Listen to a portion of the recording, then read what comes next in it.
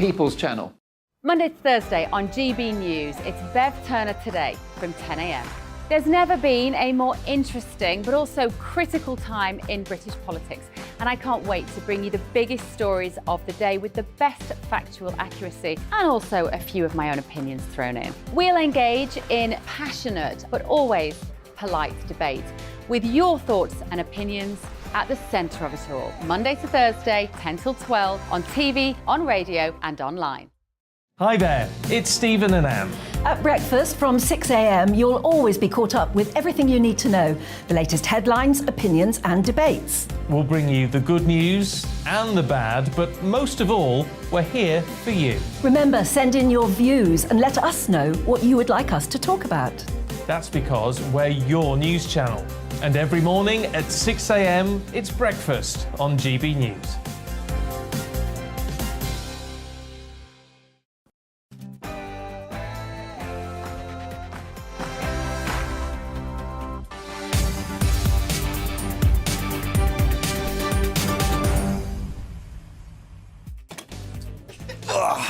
Too much stuff. And I think the ridiculous diversity quotas. We've got the lot today. Was Ukraine to blame for the missile strike in Poland after all? Last night there were fears that Russia wanted to start World War III, but that's not looking like the case now, is it? But closer to home, MI5 has revealed that Russia has attempted to spy and implant hundreds of them in the UK. As this conflict rumbles on abroad, I'm asking whether or not, considering that we're facing an increased cost of living crisis right here on our shores, should we stop sending money to Ukraine and spend some of that on our own defence right here? Also, on that note, terror. Apparently, far-right terrorists are now looking to arm themselves and then commit attacks right here in the UK. But Islamist extremism still accounts for 3/4 of terror-related incidents. Why are the far-right on the march? Are we too soft on terrorists in general? All of those big questions coming your way. But another big issue, ridiculous diversity quotas, hey, positive action, whatever they call it. I think it's actually racist in itself and, what's more, totally pointless. The Treasury is aiming to have 6% of its staff apparently come from the black community. Isn't that just rampant tokenism? We'll have a mega debate on that, but in lighter news, the UK could launch a supermassive rocket into space. We count down to liftoff of the UK's first space rocket mission. Big questions for you today, though, people. Don't be shy. Get in touch, as ever. gbviews@gbnews.uk. I'd love to hear from you. Should we stop sending money to Ukraine? Are we too soft on terrorists? And do you think we need diversity targets? That email again, gbviews@gbnews.uk. Before that, it's your latest headlines.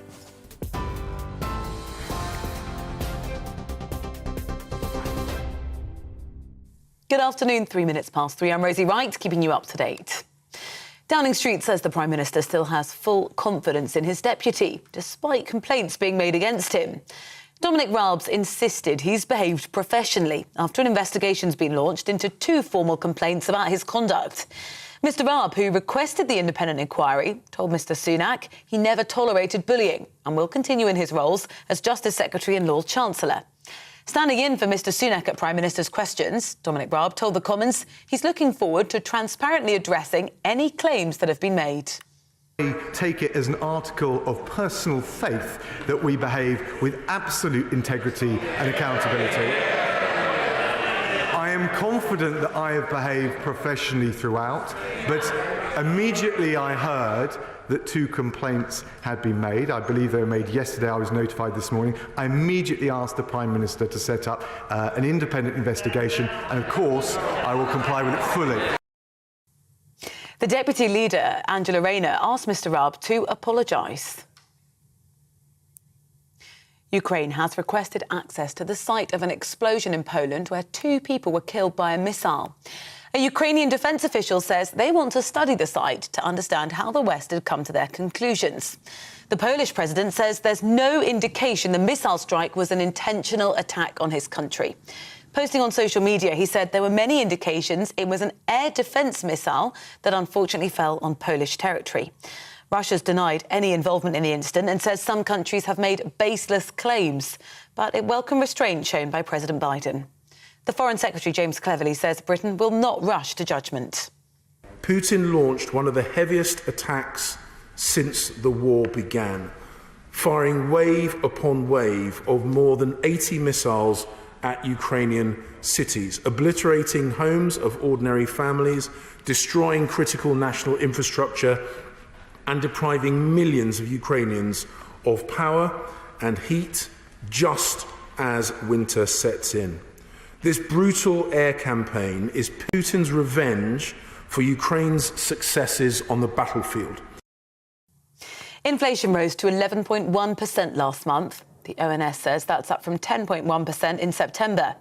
The CPI measure showed that rising gas and electricity prices, as well as increasing food costs, has driven inflation to its highest level for over 40 years. Royal Naval Shipbuilding is returning to Belfast with a new site pledging to create 2,000 UK jobs. The MOD have commissioned the building of 3 support ships in a contract worth £1.6 billion.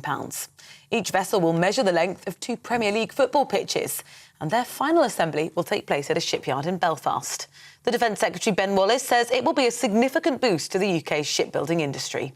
The job of the government was to set out a pipeline so that investors know that over the next 30 years there's going to be 150 ships available to be bid for or potentially built in the United Kingdom. In the end of the day, the yard that was nearly on the edge, nearly going to be extinct, has got a lease of life. It's got these new ships that are going to be part of the blocks going to be constructed here. And at the same time, there are some new contracts coming in the next few years for other ships. The Hollywood actor Kevin Spacey has been charged by the Crown Prosecution Service with a further 7 sex offences. The charges relate to the same individual between 2001 and 2004. They include sexual and indecent assault. Kevin Spacey previously denied 5 prior allegations relating to 3 men at the Old Bailey in July of this year. The London Mayor is facing questions over the resignation of the former Met Police Commissioner. Sadiq Khan was said to have given Dame Cressida Dick an ultimatum to make plans to improve the force, or he would issue a statement of no confidence in her. A Home Office report found Dame Cressida felt intimidated into leaving her job and that due process was not followed before she left. Mr Khan dismissed the findings as clearly biased. It was third time lucky for NASA. After 2 previous failed attempts, Artemis 1 made liftoff this morning. And liftoff of Artemis 1. We rise together, back to the moon and beyond. The crewless rocket blasted off from Cape Canaveral, Florida early this morning for a 3-week test journey around the moon and back. It's all part of NASA's plans to return astronauts to the lunar service as early as 2025. Meanwhile, here in the UK, the Civil Aviation Authority has awarded an operating licence to spaceport Cornwall in Newquay, enabling it to host the UK's first space launch. You're up to date now on GB News. I'll bring you more as it develops. Now back to Patrick.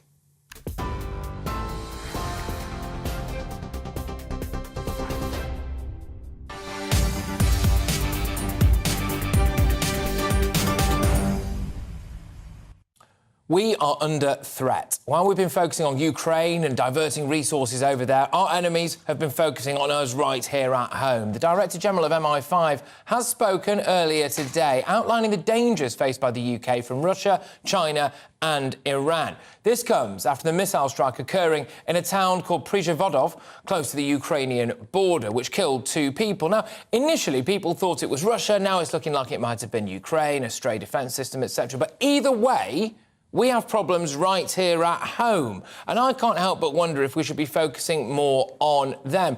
Here to give us the latest on the growing threat domestically from that trifecta of doom that is Russia, China and Iran is our home and security editor, Mark White. Mark, thank you very much. What's the latest on this? Because I can't help but feel like we've been looking abroad quite a lot, while actually our enemies might have been looking at us right here. Yes, but I think what the Director General of MI5 and others whose job it is to try to protect us would say is that you've got to look abroad to the threats that are there, because those are the same threats that are coming here. So fighting and combating those threats in countries like Ukraine is one thing that is essential for the UK government and the UK military to get involved in. But in his assessment, Ken McCallum, who's the Director General of our Domestic Intelligence Service, said that these threats from these state actors, these aggressors, China and Russia and Iran are going to be with us for some time, particularly Russia. He said that aggression would be with us for a good number of years. He said, though, that he believed that Vladimir Putin had been surprised and stung by the world's response to what has happened in Ukraine, that he'd suffered a very strategic setback by the fact that hundreds of diplomats around the world, effectively spies for Russia, had been kicked out of these countries, and now they're handicapped because they don't have these spies in their various countries to do their work for them. And that's not just work that's traditional spying or, cyber work, but actually work that it can be very harmful to individuals, such as assassination attempts. And Iran as well, heavily involved in that, according to Ken McCallum. 10 such threats on people's lives, people that are perceived to be anti-regime in Iran, threats this year made against individuals that MI5 has investigated. Now, Ken McCallum used a footballing analogy to describe Russia, China and Iran. A bit amusing, but actually also very sobering. This is what he said. Russia thinks nothing of throwing an elbow in the face and routinely cheats to get its way. We've had success in getting some of their players sent off, and for now they are a bit distracted by the blame game in their own dressing room, but they will keep attacking us. The Chinese authorities present a different order of challenge. They are trying to rewrite the rulebook, to buy the league, to recruit our coaching staff to work for them. And Iran will only let people support one team and is prepared to use violence against those who don't toe the line. Right, OK, so that was obviously Director General MI5 there, but also closer to home again, we've got this shipbuilding announcement that we've got from Ben Wallace, haven't we? And I can't help but feel like a lot of people, I know I get a lot of emails in on this, and it's one of the big topics of the day. We're going to have a big debate on this shortly, by the way, ladies and gentlemen. GBviews at gbnews.uk. Do you think it's right now that we start prioritising spending right here at home as opposed to keep funneling billions off to Ukraine? Have we taken our eye off the ball when it comes to our own domestic defences? And Mark, this kind of feeds into that, doesn't it? Because we're about to get some big ships. Yes, we are. These are big naval support vessels, and they are big. They're 216 metres in length, so the size of the lengths of two football pitches. They're going to be used to support our giant aircraft carriers, HMS Queen Elizabeth, HMS Prince of Wales, and also to support destroyers and frigates. And one thing that will come from this announcement to give the construction work to an Anglo-Spanish consortium is that it will mean that shipbuilding is going to return to Belfast. This city with great historic links to shipbuilding. They built the Titanic there. Lots of other successful I wouldn't have vessels. let in with that, Mark, if I were you, mate. I wouldn't have let in with that one. Although, to be fair, if it's Anglo-Spanish, we know how to create the Navy, they know how to create an armada. If we combine the two and forget about the Titanic, then we're all right. Yes, well, it will be welcome, I think, in terms of many people back in Belfast. These Harland and Wolff cranes, the big yellow cranes, one of the first things you see when you're flying in to Belfast. So to get shipbuilding back into those historic dockyards there is incredible news. But of course, we've got the wider issue of defence spending, and we know that over the years, defence spending by successive governments has been hollowed out. It's been an easy hit. You know, you've got domestic pressures, you take a bit more from defence. Well, of course, now they're facing very significant problems around the world. Defence has to be a priority. Well, this is what Ben Wallace said in announcing this contract for those support vessels. I spoke to the Prime Minister and the Foreign Secretary late last night, where we agreed that, first of all, our solidarity with Poland is unquestionable. Our determination to continue to support Ukraine against this Russian aggression. And the obvious point that, missiles were flying around yesterday because Russia was firing over 80 missiles into Ukraine, hitting civilian locations, inevitably killing innocent civilians. And, that is because of Russia's direct aggression on that state. And does this underline the importance of protecting defence budgets?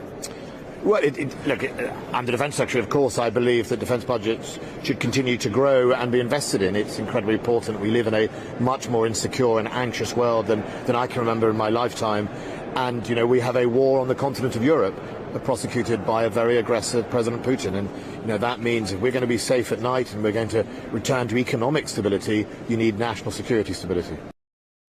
Right, OK, well, there we go. That was our Defence Secretary there. But it does all tie in with an issue that I think is increasingly now becoming at the forefront of people's minds, which is about the amount of money that we have funneled off to Ukraine. And maybe, with the cost of living crisis, NHS crisis, strikes left, right and centre, energy, etc., etc., etc. Plus, now the fact that we need a bit more domestic defence, should we be ring-fencing that money for ourselves? Mark White will be back in a moment to talk about the domestic terror threat, but I'm sticking with this issue right now because let's get stuck into this question of whether or not we should be limiting our support for Ukraine. This topic was off limits for a long time, wasn't it? Oh, we had to just blindly start throwing cash at Ukraine and keep throwing them hot money as well. But now that we're all feeling the pinch, I can't help but wonder whether or not people are thinking, I'd quite like some of that back here in the UK. I'm joined now by former Army Officer Lieutenant Colonel Stuart Crawford and former British Army Colonel and chemical weapons expert, easy for me to say, Hamish de Bretton-Gordon. Thank you very much.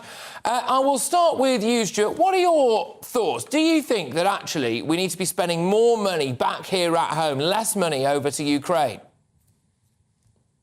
Well, it's a good question. I think the answer is, if I can sort of sit in the fence here, is we need to do both.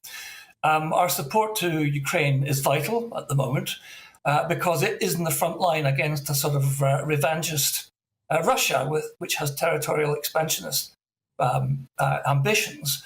At the same time, the British Armed Forces are severely under-equipped, too small, and just going onto the topic of the missile attack or mistake in Poland, Britain has no anti-ballistic missile defence at the moment, although there are plans to install it on our T-45 destroyers. So I think that if we can manage both, that would be great. Well, this is the problem, but it does seem, Stuart, as though this seems to be the answer to everything across every section of society when it comes to things like even like nurses' pay rises, more funding for the NHS, more funding for rail unions, or let's just do it all. And actually, we haven't necessarily got all of that money. Hamish, I'll throw it over to you now. I think it's becoming an increasingly hard sell, rightly or wrongly, to the British public who are feeling the pinch, tax rises expected en masse tomorrow, when they see money being sent over to Ukraine, with Putin, seemingly, maybe anyway, in retreat. Well, that might be true, Patrick, but I would turn it the other way as well. Are we spending enough? A lot of the cost of living crisis, a lot of inflation is caused directly by what's happening in Ukraine. The price of fuel before Putin illegally invaded Ukraine back in February was $1.45 a gallon. I paid $1.90 a gallon yesterday. Imagine what would happen to the cost of living crisis and inflation if we went back to $1.45 a gallon. Also, food. Ukraine is producing so much food that's now stuck there. The result of that is the price of food is going up. And to use another footballing analogy, as the Director General of MI5 has just used, if we are not helping fight in Ukraine, and also we don't have naval ships on the high seas interdicting terrorists, it's like playing football with just a goalie. So I agree with Stuart. We actually need to do both things, and we need to consider whether we're spending enough money on it, because in the longer term, things will get worse rather than get better. Well, I understand that. Stuart, I'll give you another say on this now, because to use another footballing analogy, you know, it's a team game, and we look at the amount of money that we've spent. I mean, initially, Germany, I think, sent some pretty much just like rainbow-coloured helmets early doors, didn't they? Whereas we were actually sending genuine weapons. I'm sure the people of Ukraine initially were very, very pleased about that. But we have contributed billions and billions and billions, second only to the United States, last time I checked. And isn't it time that some of these other nations picked up?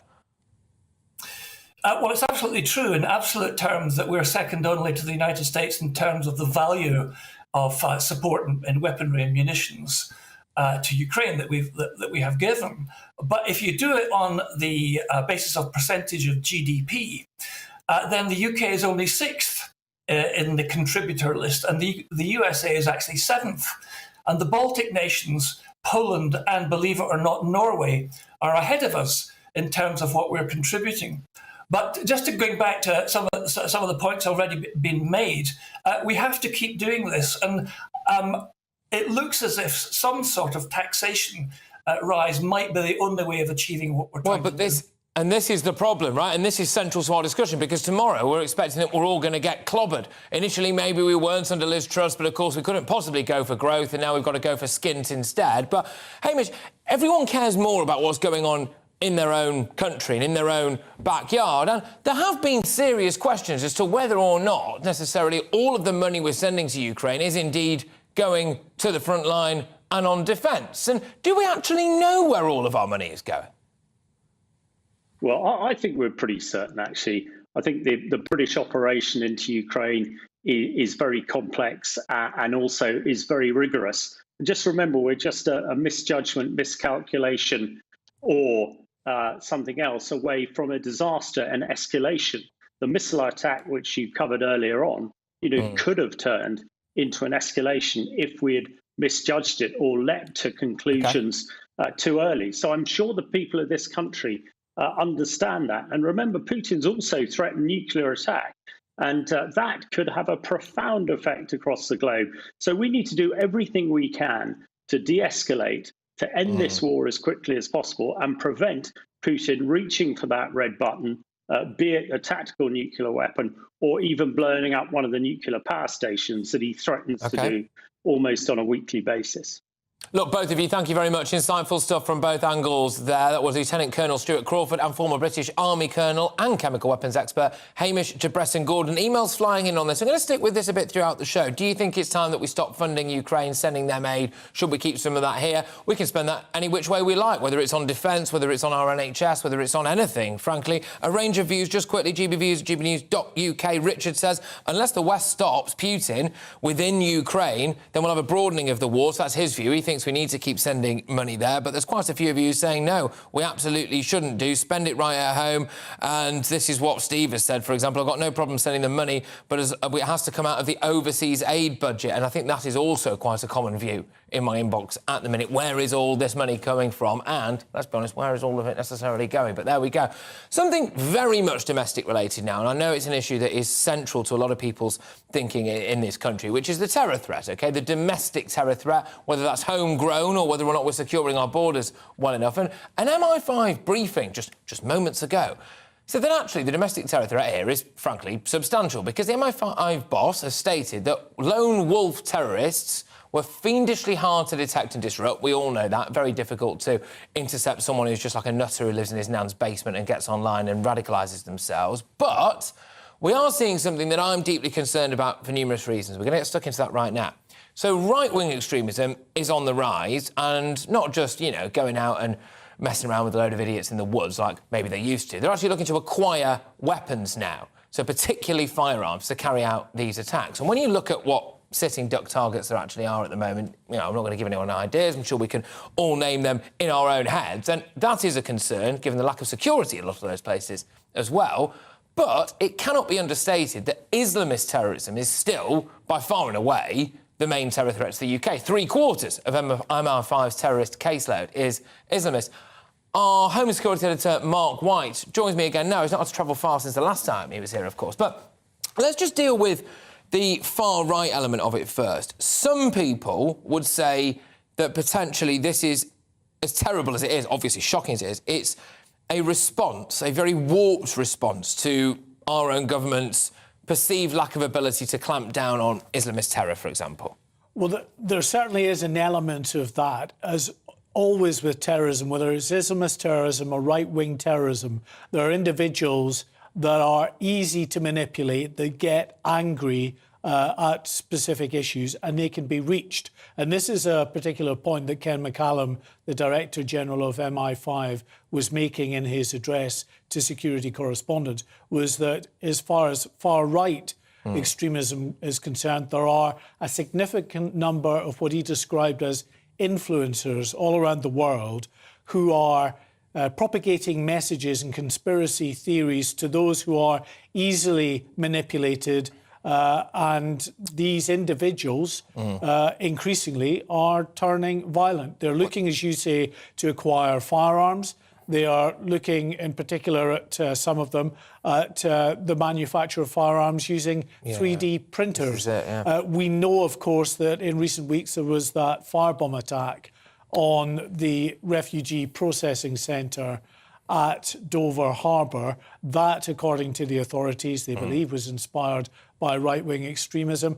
It's always possible that an individual like that has been radicalised by what content he has picked up from influencers on the web as well. It's not unlike the situation with Islamist extremism, where, again, you've got all of these radical influencers in countries all around the world propagating this Islamist extremist message, which many people pick up. Well, talk to me a bit more about the Islamist extremist message, because it's something that I harp on about quite a lot. My idea is that we're far too soft. You know, the likes of Anjem Chowdhury, the idea that he can be back out and about now and preaching or doing whatever nonsense and filth that he is doing, I think is just remarkable. I can't believe that any country would want to run that kind of risk. But we've got things like Islamist radicalisation in prisons, etc.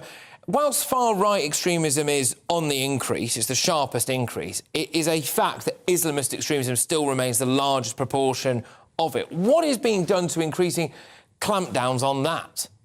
Well, you're right. Right-wing extremism is dwarfed by the threat from Islamist extremism. 3/4 of the caseload that MI5 is dealing with is Islamist-related.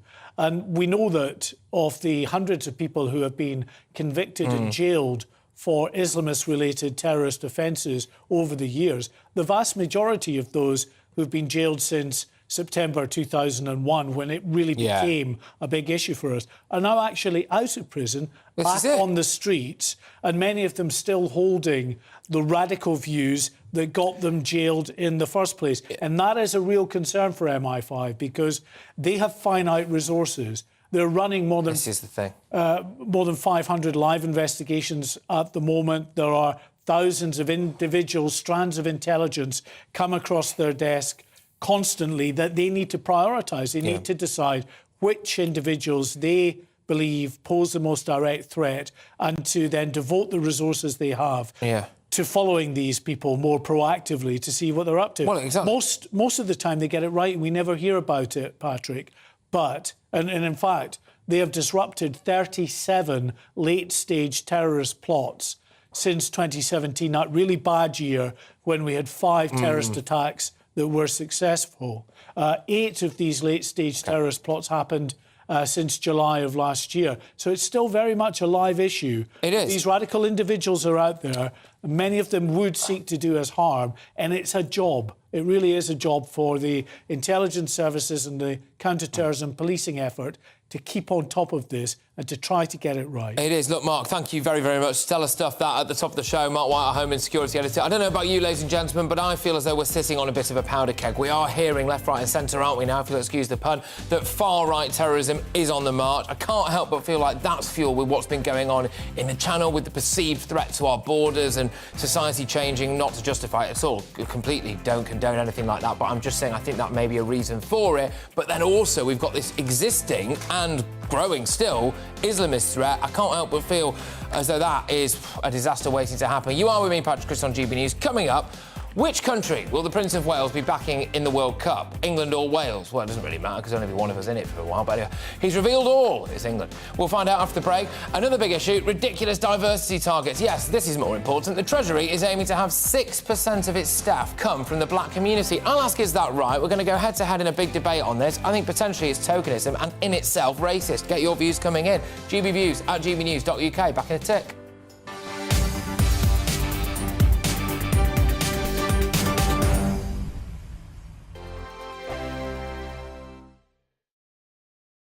Every morning from 6 o'clock, we'll wake you up with GB News Breakfast with all the stories you didn't know from the night before. So whether it's serious news, entertainment, or your own views from all over our great nation, we're here to kick off your day with a smile. And the national media should be reflecting and reporting what's happening here. You will notice the northwestern accents.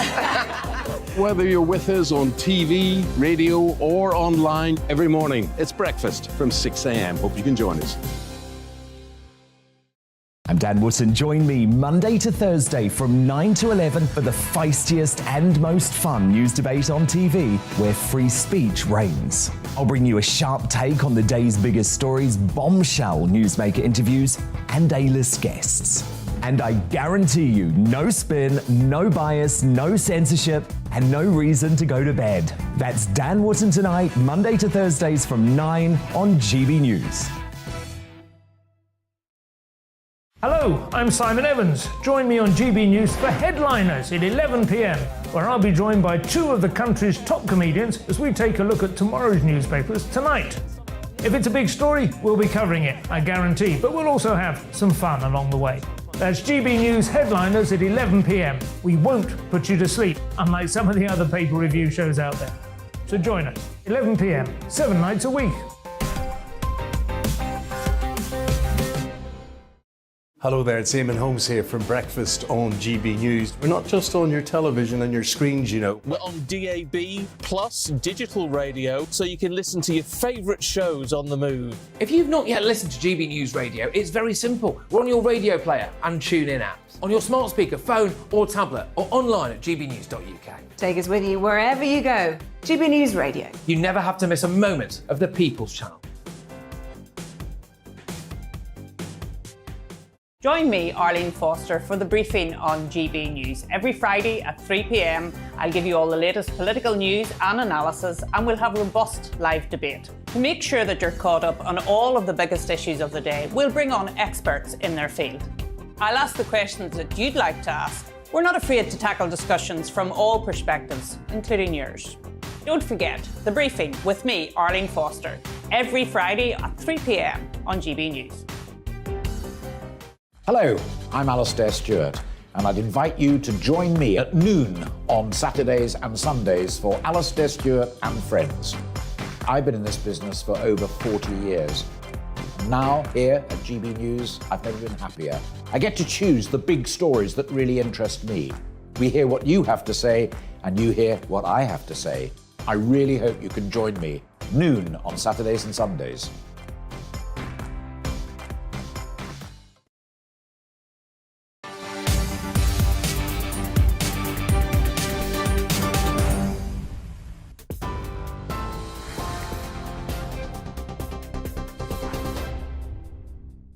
Good afternoon, 3:32. I'm Rosie Wright, getting you up to date on GB News.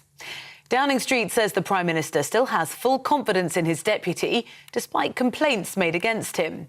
Dominic Raab insisted he behaved professionally after an investigation's been launched into two formal complaints about his conduct. Mr Raab, who requested the independent inquiry, told Mr Sunak he never tolerated bullying and will continue in his roles as Justice Secretary and Lord Chancellor. He's told the Commons at Prime Minister's questions he's looking forward to addressing any claims, whilst the Deputy Labour leader asked him to apologise. The Polish president says there's no indication the missile strike that killed 2 people was an intentional attack on his country. Posting on social media, he said there were many indications it was an air defence missile that unfortunately fell on Polish territory. The rate of inflation rose to 11.1% last month. The ONS says that's up from 10.1% in September. They said rising gas and electricity prices, as well as increasing food prices, has driven inflation to its highest level for over 40 years. Royal Naval Shipbuilding is returning to Belfast with a new site pledging to create 2,000 UK jobs. The MOD have commissioned the building of 3 support ships in a contract worth £1.6 billion. Each vessel will measure the length of 2 Premier League football pitches. Their final assembly will take place at a shipyard in Belfast. TV, online and DAB Plus radio, this is GB News. Patrick, over to him.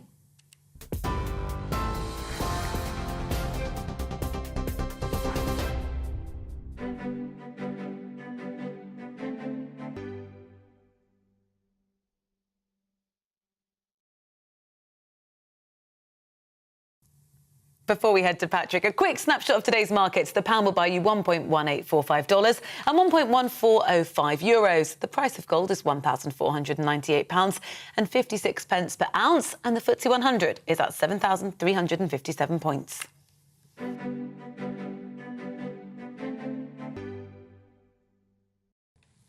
Right, well, welcome back, everybody. Now, Prince William has been visiting politicians at the Welsh Senedd today in an effort to deepen his understanding of the issues and opportunities of the great importance of the Welsh people. As the Prince of Wales, he was asked whether he'd be supporting the Dragons or England, the Lions. Can I just say, Baz in Cardiff has just emailed in. I made a quip about the fact there'll only be one team in it for a while, and that'll be England. And Baz has said that considering the English still bang on about the 1966 World Cup, he basically thinks that the Welsh will do as well. You're entitled to your view, Baz. We'll find out. Anyway, he said that he'd be supporting both and would love to see an England-Wales final. So there we go, sitting on the fence there so hard he's got splinters. William had a tour of the Senedd debating chamber and also had a chance to meet politicians from all four parties represented there. Joining me in the studio now, not quite in the studio now though, I don't believe, is Cameron Walker. In fact, he's definitely not in the studio because he's in Cardiff. It would be weird if he was here. Cameron, great to see you. What's been going on in Cardiff? Hi Patrick, yes I am in Cardiff. Well, it was meant to be a day all about Welsh politics for the Prince of Wales, but it turned into a day of which football team does he support, England or Wales? And he was directly confronted with that question here at the Welsh Senedd today. So this is his response. No, I'm telling you I'm supporting both, definitely. I can't lose, but I've supported England since I've been quite small, so it doesn't. But I support Welsh rugby, and that's my kind of way of doing it. Is I have to support Wales, over England in the rugby. So I've got to be able to play carefully my affiliations, because I worry otherwise if I suddenly drop England and support Wales, that doesn't look right for sport either. So I can't do that. See, it's a bit of a difficult situation for the Prince of Wales because on the one hand, he's president of the Football Association, he's supported England his whole life, but now 9 weeks ago, he became Prince of Wales. So it's a bit of a controversial situation. Even Hollywood royalty Michael Sheen pointed out that controversy yesterday evening, but I understand that the Prince of Wales does intend to show his support for both teams, but is particularly impressed and is celebrating the fact that Wales is competing in its first World Cup since 1958. But I understand there is no plans for the Prince of Wales to go to Qatar to support either team in person. That's due to a diary clash, as I understand it, rather than any political motivation behind it. But it wouldn't surprise me if England or Wales does particularly well that his office try and scramble him out there. But the whole point, the reason why he was at the Welsh Senedd today was to deepen the trust and respect of the people of Wales here. He met politicians of the present, but also he met politicians of the future by meeting a few of the youth parliament here in Wales. Of course, I'm getting a sense that William is really trying to deepen the trust and respect for the people of Wales. We saw that following the royal mourning periods. Their first engagements of the Prince and Princess of Wales was in Anglesey. Today was all about politics, and I understand they're very much interested in supporting the Welsh language and culture, but they're not in a rush, as I understand it. They're very much taking their time, and they want to reflect the values of 2022 rather than 1952 when Queen Elizabeth II ascended the throne. Cameron Walker, thank you very, very much for joining us from Cardiff. Has anybody else seen, by the way, those images of the clearly fake paid actors who are now apparently some England fans that were greeting the England team as they arrived? Have you seen that? They couldn't even sing the It's Coming Home song properly. We're going to play a clip of that later on in the show, by the way. The mind boggles, honestly. Supposedly they're expats that were from India and the surrounding countries, and then they've gone to Qatar. It's an absolute joke. And that Danish cameraman as well, who was told that by the Qatari authorities that he couldn't film there, they're going to smash his camera. It's almost like we shouldn't be having a World Cup in Qatar, isn't it?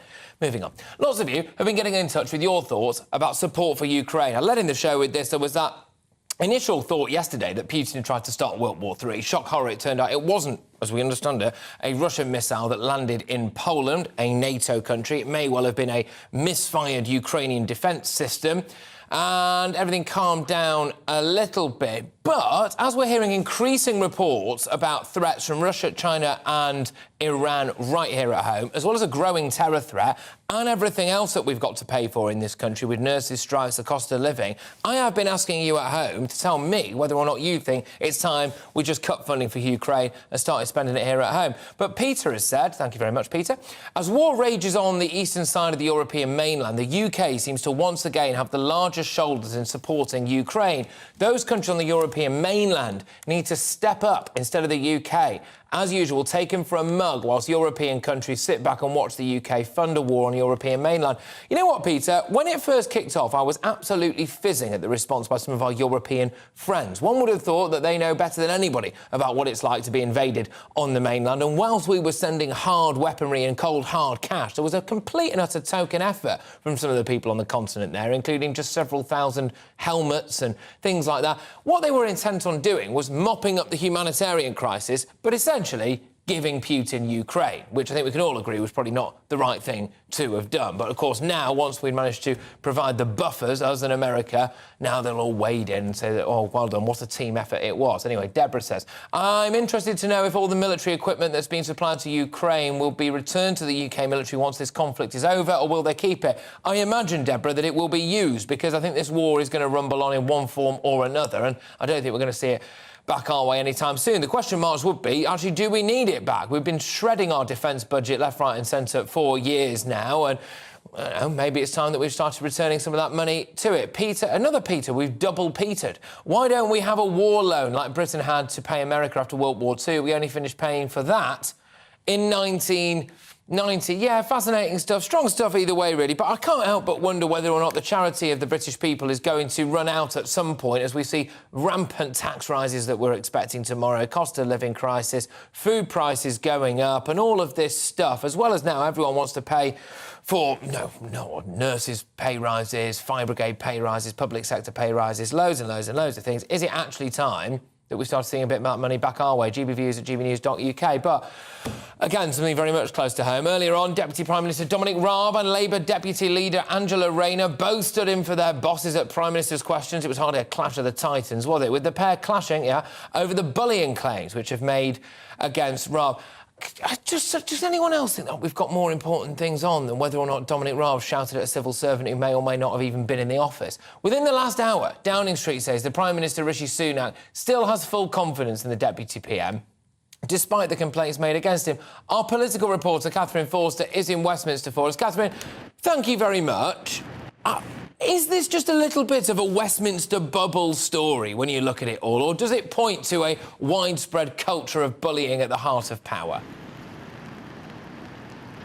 Well, certainly the government would very much prefer that we weren't focusing on this because, of course, there's war in Europe, the invasion of Ukraine, a missile dropping in Poland, and these very difficult decisions about tax rises and spending cuts that we're being warned about coming tomorrow.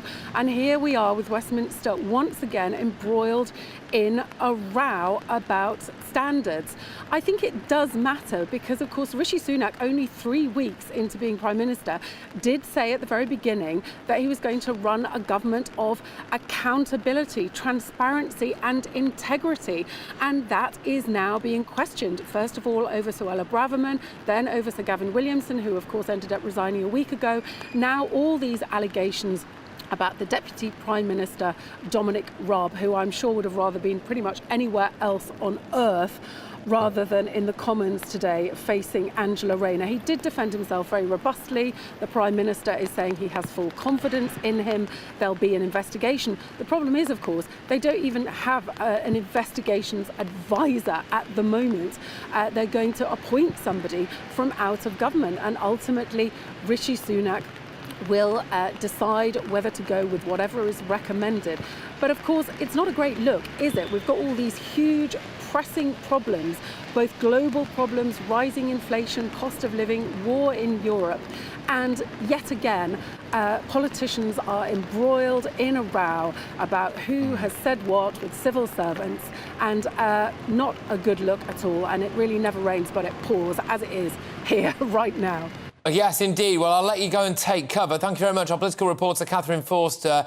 Now, joining me is Dave Penman, who's the head of the FDA union, which represents civil servants. And it is in relation to these bullying allegations levelled against Dominic Raab. Look, thank you very much, Dave. Great to have you on the show. And I can't help but wonder, right, the British public right now are thinking they have a mess of a country that needs sorting out. And it's the job of civil servants to help facilitate a government to do that. But apparently, in Dominic Raab's department, only 38% of his staff bothered turning up for work.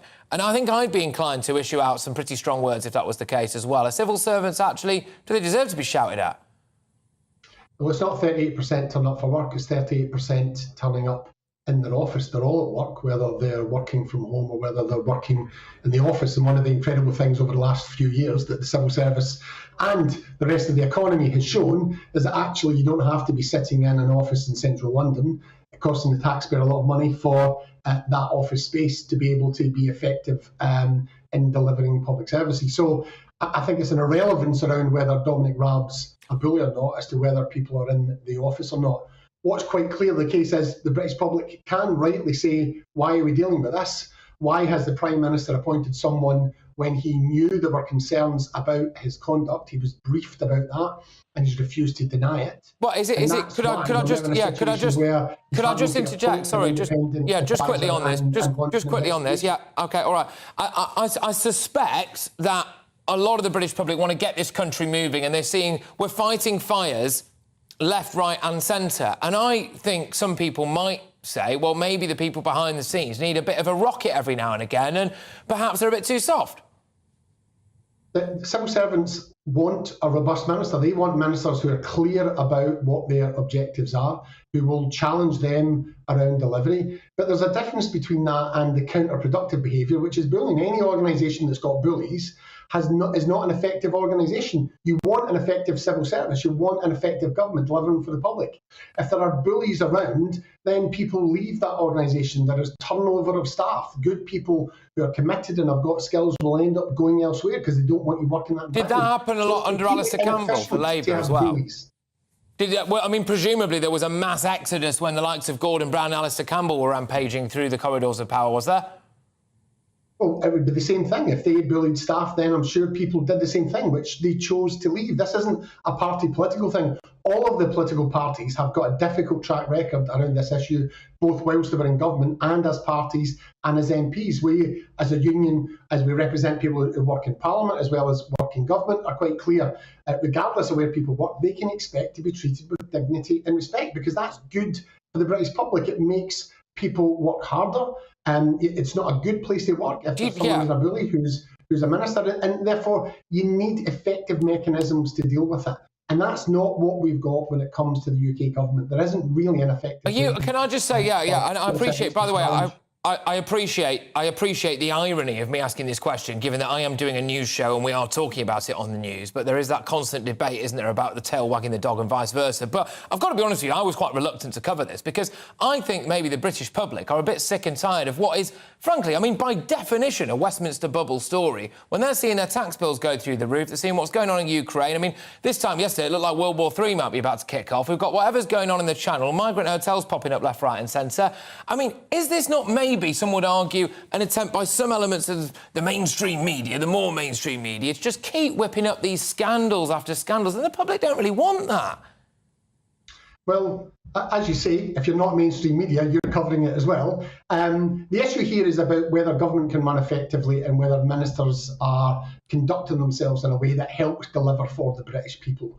If the press want to cover it, then they can cover it. That's up to them. What we are concerned about is, one, that civil servants can work in an environment free from bullying and intimidation. And secondly, actually, there's an effective way to deal with this in government, because this is not good for the British taxpayer.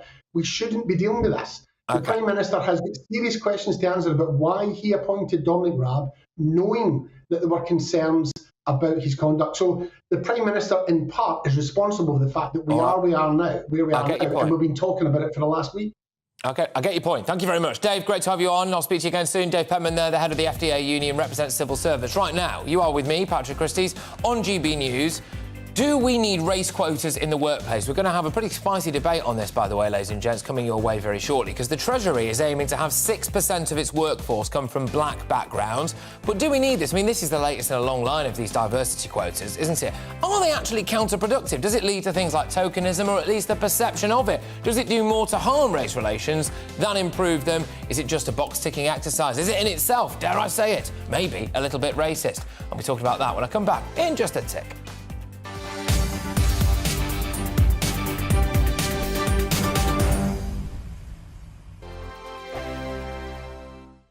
Monday to Thursday nights on GB News. At 6, it's Dubes & Co. 7 o'clock, Farage.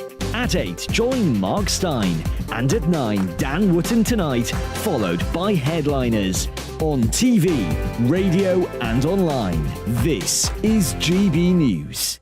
Join my show Farage, 7 p.m. till 8 p.m. Monday through Thursday. And there you will get opinion, analysis, debate, and I'll cover stories that nobody else dares to touch.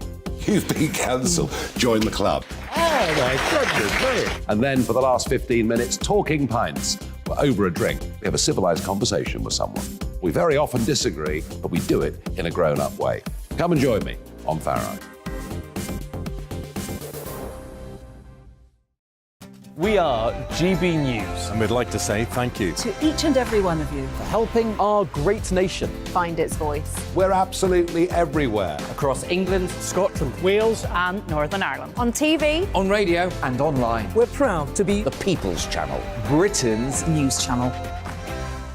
On the Mark Stein Show, we cover the stories a lot of people are scared even to mention. The stuff that really matters with some of the world's biggest thinkers. Now is his opportunity to kind of take the steering wheel of history. Break away from the flock at 8 o'clock on GB News with the Mark Stein Show. Hello, I'm Michelle Dewberry and you can join me every weekday 6 till 7 on Jubes and Kerr. Me and my panel will get stuck right into the day's events and I can tell you, in fact, I can warn you, expect some robust debates, some strong opinions and perspectives from both sides of the fence. It's about you at home as well. I love to read out all of your comments, or at least as many as I can. So join me, Michelle Dewberry, Monday to Friday, 6 till 7 on Jubes and Kerr.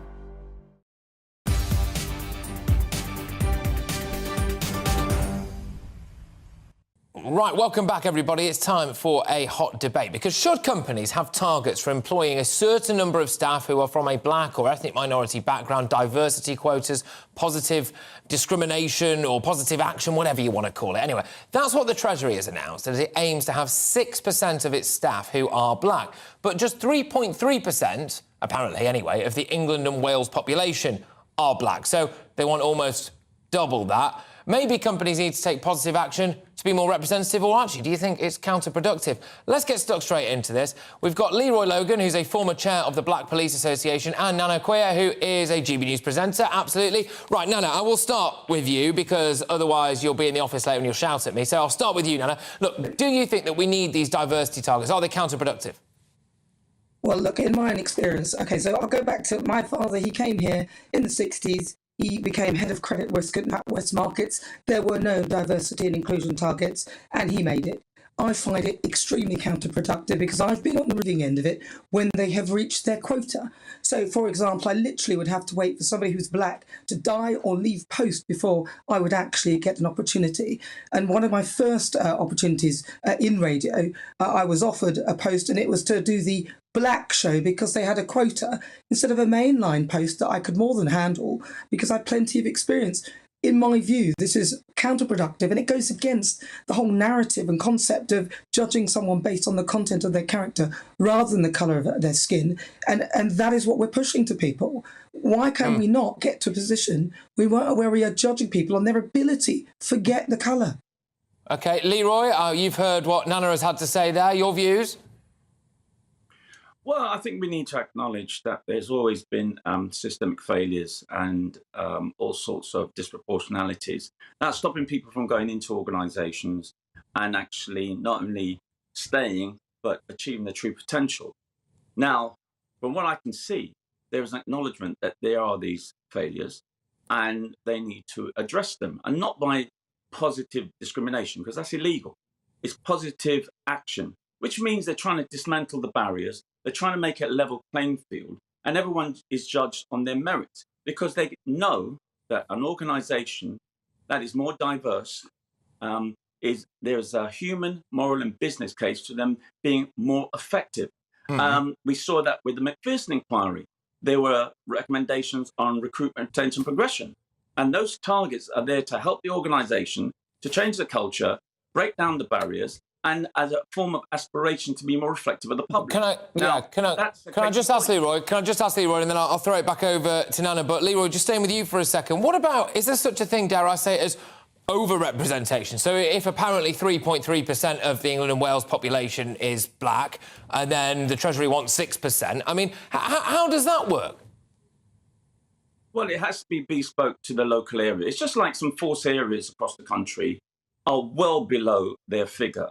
But nationally, you would think it's a much better proportion of black officers in the police service as a whole. So it has to be bespoke to their borough or their county or constabulary. So I would like to think it's not just this bland figure right across the board, but bespoke. So if you're in Leicester, you will have more Asian and African Caribbean people than if you're, say, in Leeds. So it has to be sensitive to the context of the area and trying to be reflective of that. All right, Nana, I can see you're itching to get involved. Go on. Yeah, but why? Can they do the job? A, can they do the job properly? B, you know, what is their character? Will it fit in with the office environment? And C, you know, are they the right person for the job? If you're starting on the premise that are they the right colour, then that is almost a I'm not saying that. I am not saying that. That is not what I'm saying. I said everyone's judged on their merits. All you're trying to do is to ensure that everyone's on a level playing field. And then everyone... OK, Leroy, I get what you're saying. Nana, go on.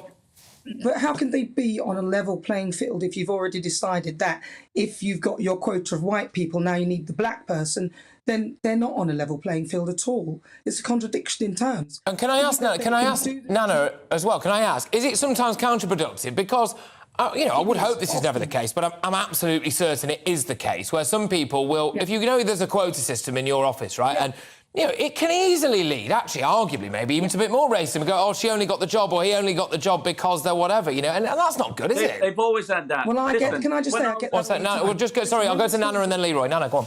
Listen, I get that all the time. When I started at GBNews, it was like, oh, they just got their black person. Forget the 30 years of broadcast experience that I've had. It was because I'm black that I got the job. And that is very counterproductive. And on the other side of it, once they've got their quota, then you'll never get in. And I've been on that side too. So on one organisation, they had their black person. I went for an interview there. They said, oh, no, it's political. And what they were saying was they've got their black person, and I literally would have to wait for that person to either die or move on until I until I could actually go for that job. And there was a time when you would never see two black people on TV at the same time because that just wasn't done. Okay. It was all about quotas. Yeah. Leroy, over to you.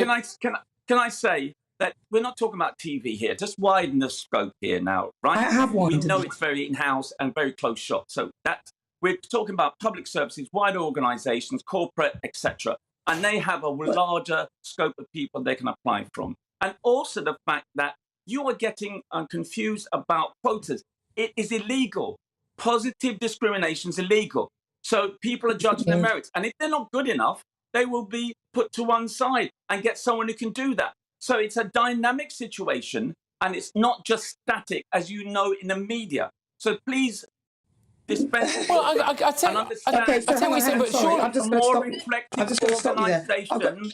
Okay, you're making a more reflective community. There's an inextricable link between having a diverse public and a diverse personnel. Okay, Leroy. Leroy, you're making the assumption that I've only worked in media. That is not the case at all. I've worked in many different things. Yeah, you did, because you said that I'm talking about TV. I'm not. I'm giving you examples of where this so-called affirmative or positive discrimination or whatever it is that you want to call it hasn't worked and has been counterproductive for me. And that is in my experience on many different levels. Both of you, I know we could carry this on. I'm sure you both want to as well, but I'm being shouted at. I'm being shouted at, all right? I've got to move on. I'm sorry. But look, both of you, thank you very, very much. I really appreciate you both coming on and having a discussion that I know is close to a lot of our viewers' hearts. Leroy Logan there, who's a former chair of the Black Police Association, and Nana Queer, who is a GB News presenter. What do you make of that? I tell you what, that was one way to jettison us into the second hour of this show. You are with me, Patrick Christys, live on GB News. Lots more to come in the next hour, including whether or not we're on the verge of World War III, a stark warning from MI5 over the UK's terror threat as well. The far right is on the march, but, yeah, shock horror, so is the Islamist threat as well. Back in a minute.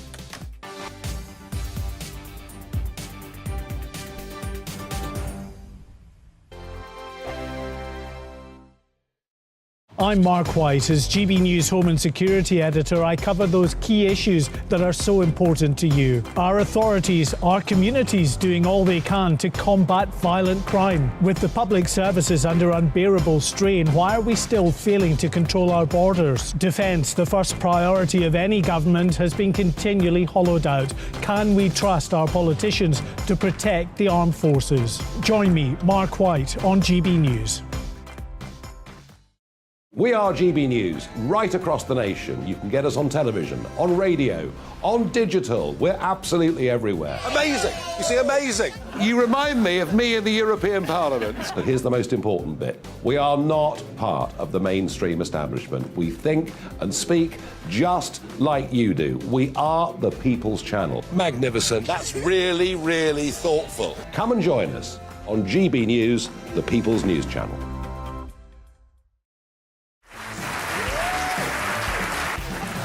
My name is Andrew Doyle. Join me every Sunday evening at 7 p.m. for Free Speech Nation. This is a show where we address current affairs and news stories of the week with the help of two wonderful comedian panellists. I brought in comics because I want to give it a lighter edge, and also they work for less. See you there.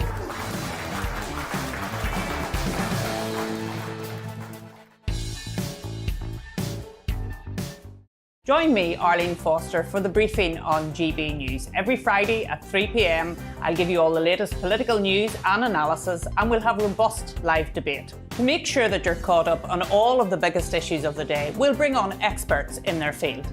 I'll ask the questions that you'd like to ask. We're not afraid to tackle discussions from all perspectives, including yours. Don't forget, the briefing with me, Arlene Foster, every Friday at 3 p.m. on GB News.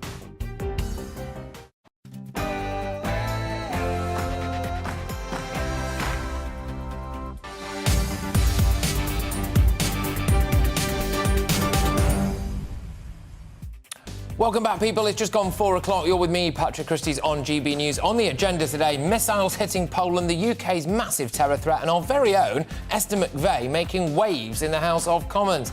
Last night, the world was gripped by fears of Russia starting World War III after a missile hit a Polish border village, killing 2 people. But it is now believed that missile may well have been from Ukrainian forces. They sustained a day of bombardment from Russian missiles across the country. Were they trying to defend themselves? And it all went wrong. We'll bring you the very latest on all of that. But closer to home, MI5 has warned that the UK is in contest with adversaries who have massive scale. So basically, Russia, China and Iran. They do not wish us well. They are a trifecta of enemies who are apparently trying to infiltrate our state. Could it mean cyber attacks? Could it mean assassinations? Could it mean Novichok the living heck out of Salisbury yet again? And we've also got the latest on the terror threat, because it's not just that. The far right is on the rise, and indeed as well Islamist terror. We'll bring you the latest figures on all of that. I think we're sitting on a powder keg. But Tory MP and GB News presenter Esther McVey threw a spanner in the works for the government, as she did rightly, in my opinion, at PMQs today. She said that she wouldn't vote in favour of the tax cuts which Jeremy Hunt looks set to put in place in tomorrow's statement, unless HS2 is scrapped. What is fascinating, by the way, something that not everyone might know, is that HS2 is set to go through Esther McVey's constituency, so that adds a bit of spice in it. You might have thought she'd be in favour of it. Alas, maybe not. We will speak to her about that live in the studio ahead of course, the big budget announcement tomorrow. How do you feel about paying more tax when it turns out that actually a lot of government spending, Ukraine and foreign aid and then HS2 as well, might be being spent in the wrong places? Could they help you out a bit more? But our big questions today are just these. Should we stop sending money to Ukraine? Are we too soft, easy for me to say, on terrorists? And do you think we need diversity targets? You've got 3 to go out there. GBViews at gbnews.uk. But before that, it's Polly with the headlines.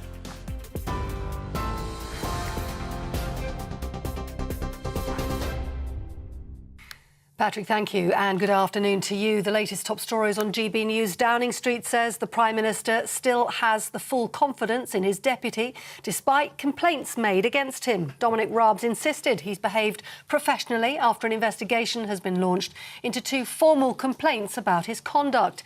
Mr Raab, who requested the independent inquiry, told Mr Sunak he never tolerated bullying and will continue in his roles as Justice Secretary and Lord Chancellor. Standing in for Mr Sunak at PMQs, he told the Commons he's looking forward to transparently addressing any claims that may have been made. take it as an article of personal faith that we behave with absolute integrity and accountability. I am confident that I have behaved professionally throughout, but immediately I heard that 2 complaints had been made. I believe they were made yesterday. I was notified this morning. I immediately asked the Prime Minister to set up an independent investigation, and of course I will comply with it fully. Meanwhile, the Labour leader's deputy, Angela Rayner, asked Mr Raab to apologise for his behaviour. Now, after days of dodging and denial, this morning the Deputy Prime Minister finally acknowledged formal complaints about his misconduct. But his letter contains no hint of admission or apology. This is anti-bullying. This is anti-bullying week. Will he apologise? Now, Ukraine has requested access to the site of an explosion in Poland where 2 people were killed by a missile last evening. A Ukrainian defence official said they want to study the site to understand how the West had come to their conclusions. The Polish president says there's no indication the missile strike was an intentional attack on his country. Posting on social media, he said there were many indications it was an air defence missile that unfortunately fell on Polish territory. Russia has denied any involvement in the incident and says some countries have made baseless claims.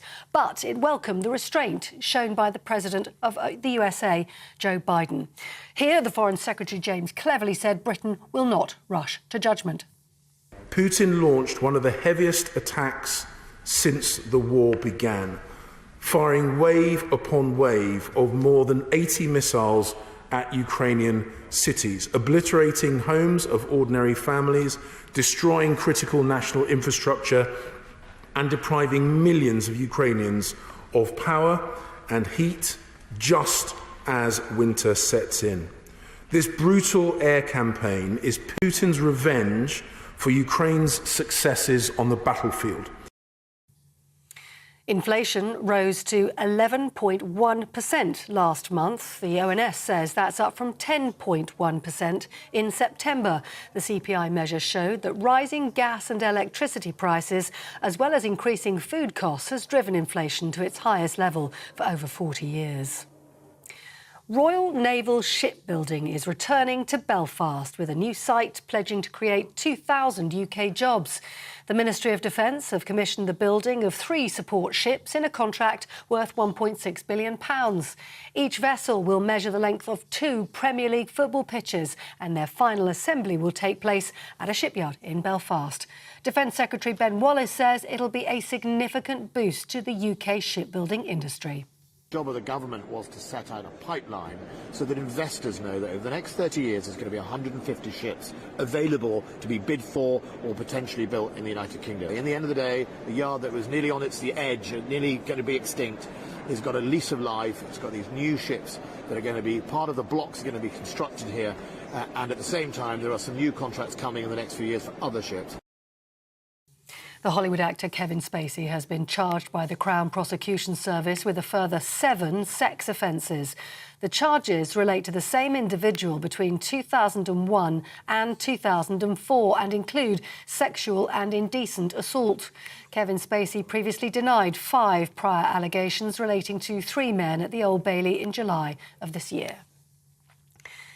The Mayor of London is facing questions over the resignation of the former Met Police Commissioner. Sadiq Khan was said to have given Dame Cressida Dick an ultimatum to make plans to improve the force or he would issue a statement of no confidence in her. A Home Office report found Dame Cressida felt intimidated into leaving her job and that due process was not followed before she left. Mr Khan dismissed the findings as clearly biased. Now, it's been third time lucky for NASA after 2 previous failed attempts. Artemis 1 made liftoff this morning. And liftoff of Artemis 1. We rise together back to the moon and beyond. The crewless rocket blasted off from Cape Canaveral in Florida early this morning for a 3-week test journey around the moon and back again. It's all part of NASA's plans to return astronauts to the lunar surface as early as 2025. Meanwhile, here in the UK, the Civil Aviation Authority has awarded an operating licence to spaceport Cornwall in Newquay, enabling it to host the UK's first space launch. You're up to date on GB News. More news as it happens. Now back to Patrick.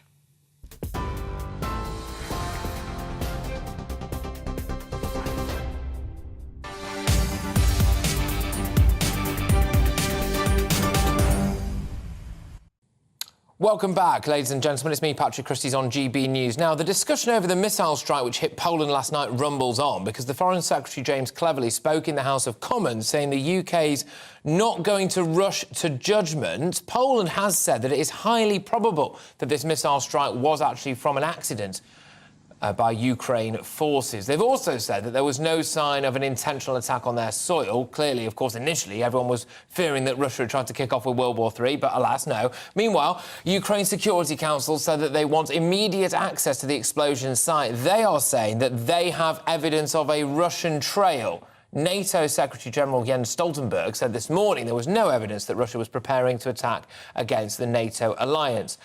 But there's more to it than meets the eye, because I know that all of this might seem a little bit far away, and a lot of you are concerned about how much money and involvement we're having in something, yes, I suppose not on the other side of the world by any stretch of the imagination at all, but certainly not right here at home. But there is very much a domestic angle on this, and Mark White, our Home and Security Editor, is with us right now, because, Mark, a chap from MI5 has been talking, and actually there's some serious threats taking place right here, aren't there? Yes, and it's absolutely linked to what is happening in Ukraine, because that's a bad state actor in the form of Russia. And according to Ken McCallum, who's the Director General of MI5, they're dealing increasingly with the consequences of bad state actors.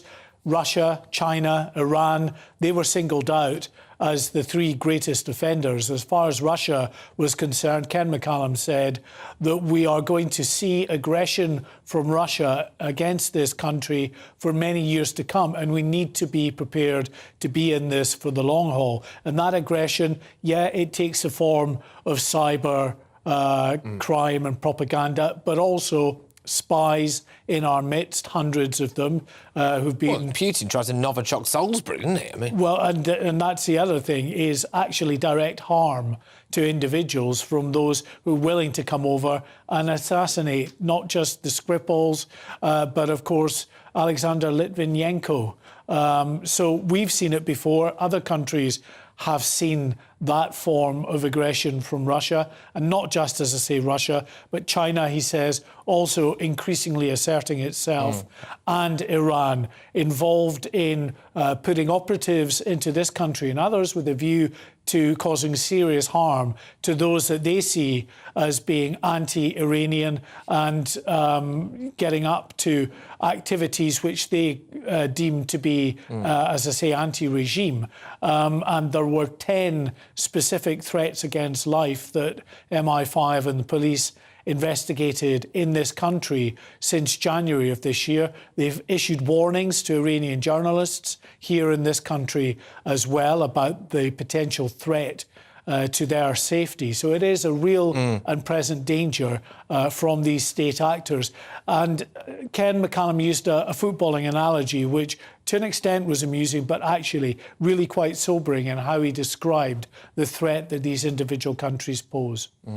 Russia thinks nothing of throwing an elbow in the face and routinely cheats to get its way. We've had success in getting some of their players sent off, and for now they are a bit distracted by the blame game in their own dressing room, but they will keep attacking us. The Chinese authorities present a different order of challenge. They're trying to rewrite the rulebook, to buy the league, to recruit our coaching staff to work for them.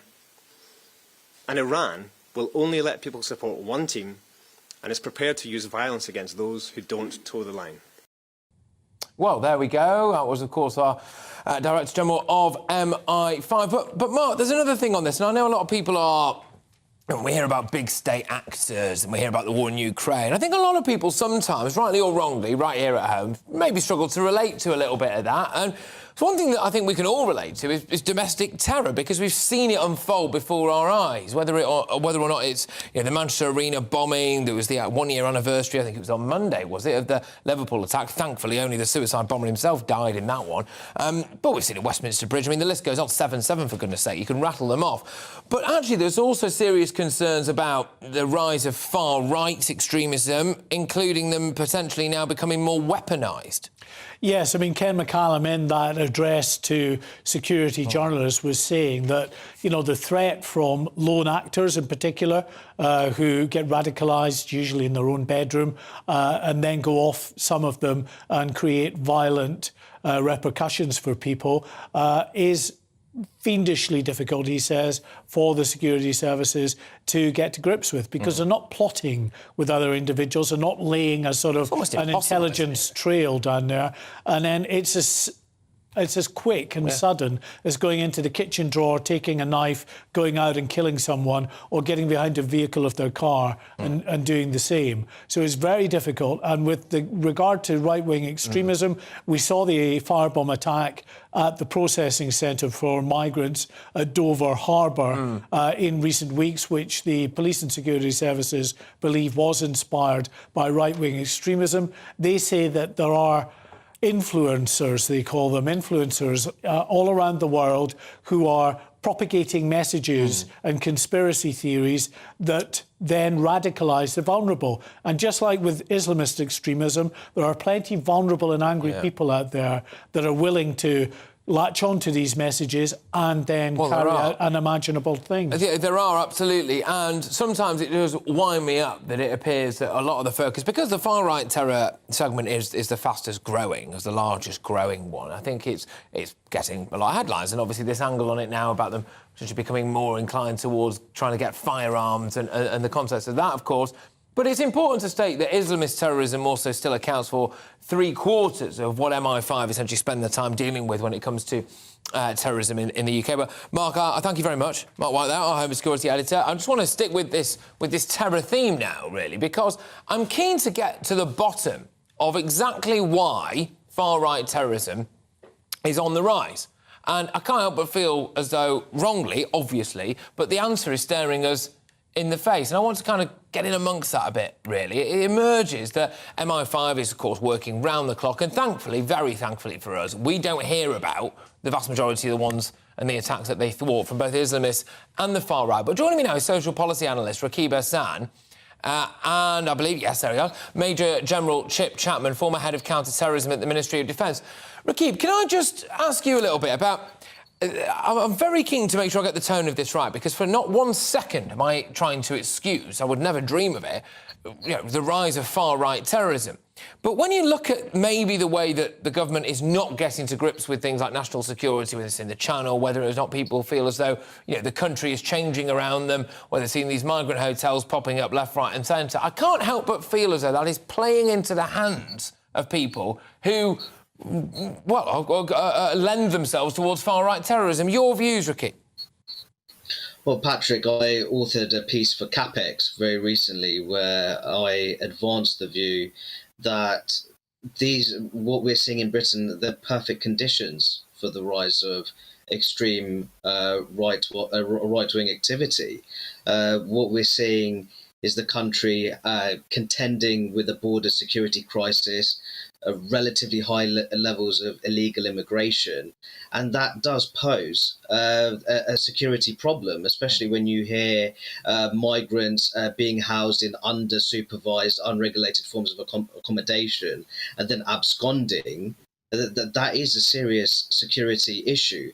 And then when you're looking at the amount of money which is being spent on this particular crisis, especially the housing illegal migrants in the middle of a cost of living crisis, I would make the point that the combination of economic and cultural anxieties may well be fueling a rise in extreme right-wing activity in Britain. Yeah, and I think you've hit the nail on the head there. It is that potent combination, that kind of Molotov cocktail of disaster, really, which is that. Major General Chip Chapman, I'll bring you in now. I am seriously concerned that we are sitting on a powder keg as a country. We've got huge numbers, you're popular, got huge numbers of people in the radical Islamist sect, and an increasing number of the far right. And, I mean, let's be honest, at some point that appears as though it's going to come together, and that's not going to be great, is it, Major General? Well, if you look at how we look at these things, we look at what you said previously, Patrick, in three ways. So firstly, we look at what we call cultural nationalists on the right-wing extremist side. The second one is white supremacists or white nationalists. And the third one is identitarians, those who see that we're leading to an inevitable race war. So that's the way that right-wing extremism is looked at by the security community. Whether that was all true, I think that we have to be careful of the dread hazard and threat inflation, because the high point of terrorism is kind of over. There aren't that many people who are arrested each year. Most people who are arrested for terrorism do less than 4 years. So we have to be slightly careful how we look at the figures. And some people like me, for example, would tell you that we have to use evidence-based analysis when we're looking at these things. And of course, there is going to be a contest refresh in the next year. That is the counter-terrorist strategy. The part which is missing, which you've alluded to, the counter-terrorist strategy includes prevent, prepare, protect and pursue. It's the promotion of community cohesion, which is possibly been missing, the fifth missing P, and has been from 20 years. There have been some very, very good reports, but very little done in terms of the recommendations and seeing action. Yeah, absolutely. Rakib, I'll throw it back over to you. Rakib Hassan, I can't help but feel this is, as we've been alluding to here now, just a really potent combination of all these different factors that potentially are about to come together in some kind of perfect storm. We've had huge societal changes in the UK, huge demographic changes. Integration has not necessarily worked too well in a lot of cases. We've then seen, a slowdown of our economy. We're also seeing, importation of people across the channel and extreme views. The internet exacerbates all of this. But one issue I'm keen to get you on now is actually, are we too soft on terrorists in general? We see the likes of Anjem Chowdhury could not be more overt in their terrorist desires, back out and about on the streets of Britain. We're not exactly clamping down on them too hard, are we? Well, be careful when we're talking about potentially authoritarian responses. I remember that in the Tory leadership contest that Liz Truss won, that Rishi Sunak suggested that those who express forms of hatred against Britain could be referred to prevent. There could be all kinds of flexible interpretations involved in that. And I think that one of the key points that I would like to make is that we have to protect our own liberal democratic values, and they can't be sacrificed in anti-terrorism efforts.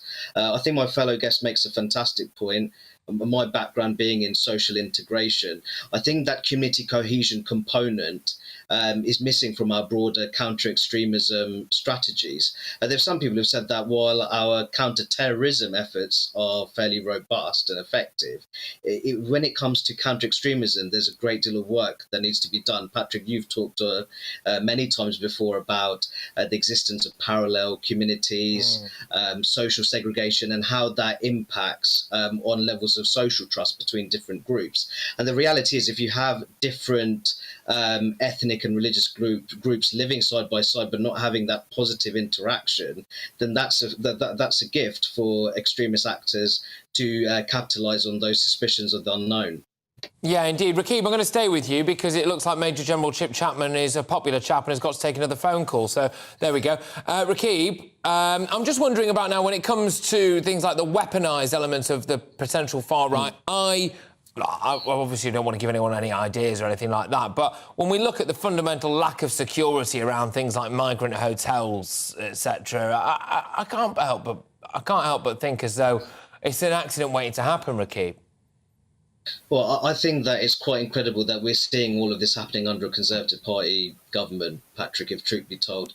I think that the one thing that you'd expect from a Conservative government is a strong emphasis on security and stability. And it's simply unacceptable that you have those who have illegally entered the country without any background checks and rigorous character assessments, then being rehomed in undersupervised, poorly regulated forms of accommodation, And then there was a report in the summer which said that over 200 migrants have absconded into the wider community.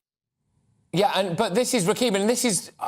it's a very difficult question to ask, and I certainly am not, again, I'll say it again, not trying to excuse anyone who's got far-right views. But you alluded to it there.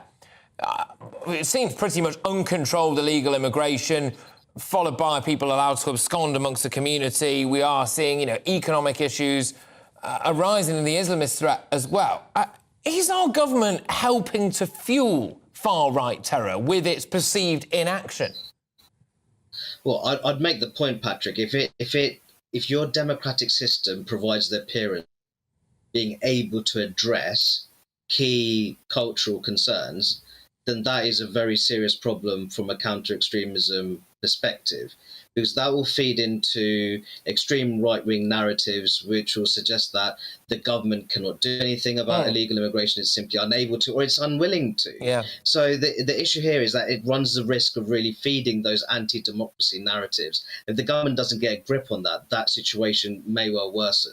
Well, and it's an angle that I think a lot of people potentially on the left will have a lot of trouble getting their heads around, which is that maybe if you want to stop far-right terrorism growing in the UK, you actually have to do something about illegal immigration. But there we go. Thank you very much. That was Rakib Hassan, social policy analyst, and for a little bit before there was another more important call to take, Major General Chip Chapman, former head of counter-terrorism at the Ministry of Defence. But when we come back, we've got allegations of bullying against the Deputy PM, Dominic Raab, and they're going to be formally investigated.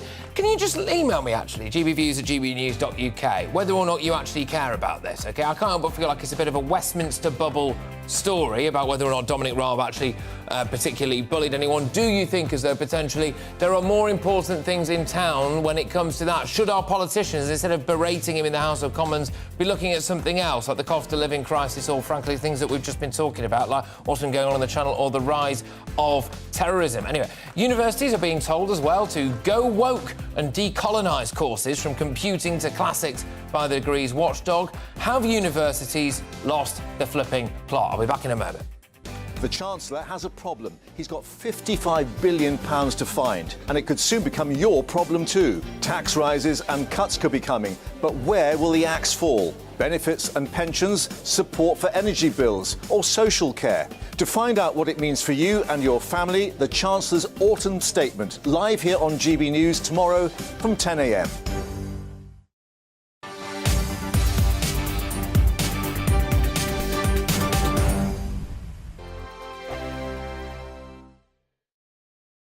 My name's Tom Harwood, and join me 9:30 a.m. every weekday for The Briefing, your one-stop shop for everything you need to know about what's going on in politics today. I wonder if this is a deal that might need to be like the biscuits in this factory, twice baked. Is there not an opportunity here to win out against the extremes? Tom Harwood, GB News. What are you going to do about it? Things should have been done differently, and they certainly are being done differently. Don't miss it. The Briefing with me, Tom Harwood, 9:30 Monday to Friday on GB News. Hello, I'm Alastair Stewart, and I'd invite you to join me at noon on Saturdays and Sundays for Alastair Stewart and Friends. I've been in this business for over 40 years. Now, here at GB News, I've never been happier. I get to choose the big stories that really interest me. We hear what you have to say, and you hear what I have to say. I really hope you can join me, noon on Saturdays and Sundays. I'm Mark Dolan. Join me at 11 on GB News for Headliners, in which I'll be joined by two of the UK's top comedians discussing tomorrow's papers. If it's an important story, we'll cover it, but we'll have some fun along the way. Headliners, the late-night paper review that won't send you to sleep like the others will. 7 nights a week at 11 p.m. on GB News.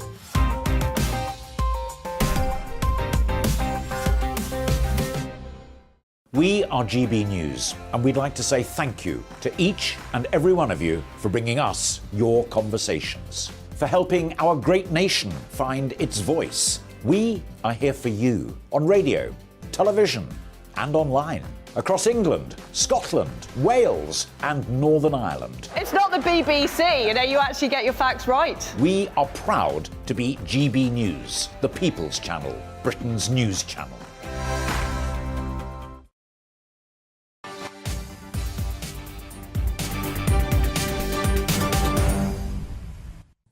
Yes, hello everybody. Now, Deputy Prime Minister Dominic Raab has formally requested an investigation into himself, really, over 2 complaints made against him. The allegations relate to bullying a number of officials and essentially that he was potentially being a bit rude and demeaning, etc, etc, etc. Fascinating stuff, really, because he was hammered over this at PMQ's earlier today by Angela Rayner, which is interesting because wasn't that the Tory scum one? And then haven't there now been a lot of people calling people Tory scum in the street and throwing traffic cones at Tory ministers and former ministers and stuff, but that's all OK, obviously, no. But it's, of course, a little bit of bullying when it comes to civil service, allegedly. Fascinating that this does appear to have been leading PMQs. Some would argue when we're in the midst of a migrant crisis, a cost of living crisis, and we're all about to see a load of tax hikes. But there we go. I do believe that maybe we can hear what Dominic Raab had to say about some of these claims. We take it as an article of personal faith that we behave with absolute integrity and accountability. I am confident that I have behaved professionally throughout, but immediately I heard that 2 complaints had been made. I believe they were made yesterday. I was notified this morning. I immediately asked the Prime Minister to set up an independent investigation, and of course, I will comply with it fully.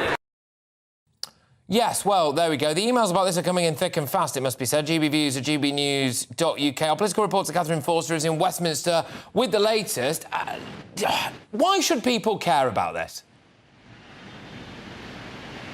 Well, because the people in Westminster, the MPs, the ministers, are the people that make the laws that we are all supposed to adhere to. And surely the public have a right to expect that they will maintain high standards. And they should be maintaining higher standards than the rest of us. And over and over and over again, it appears that the culture in Westminster is not what it should be. Westminster is very far from a normal workplace, a dysfunctional workplace in many ways. And, you know, there are, as you say, Patrick, many more important issues facing the country, and yet we seem to be in a pattern now. As you said again, it's not just the Conservative Party. It's only a year ago that Angela Rayner, the deputy leader, was recorded at Labour Party conference referring to Conservative cabinet ministers as Tory scum, misogynistic, etc., etc.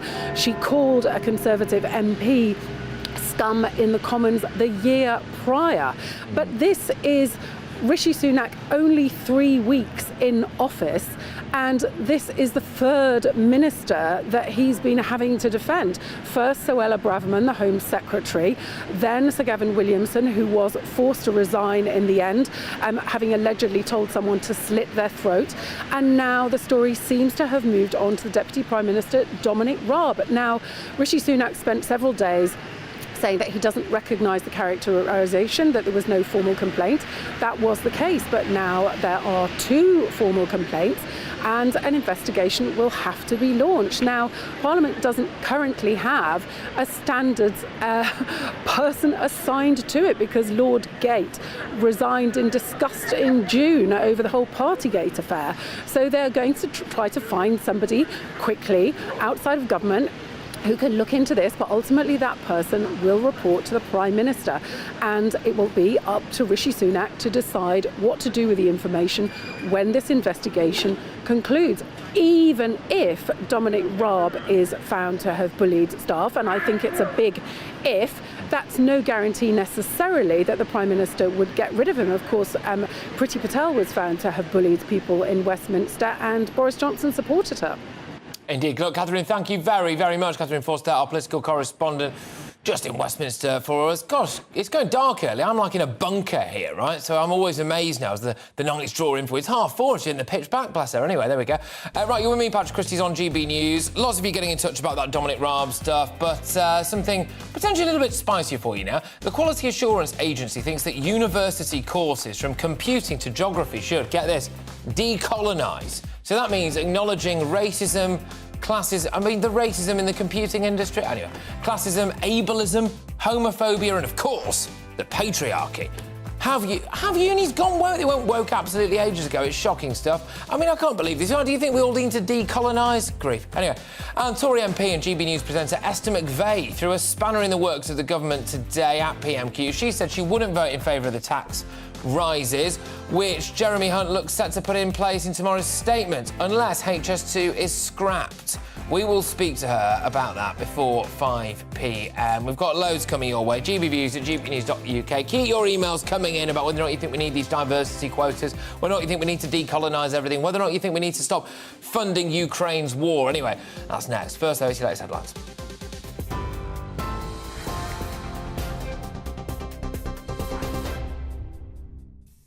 Patrick, thank you. The top stories. Downing Street says the Prime Minister still has full confidence in his deputy, despite the complaints made about him.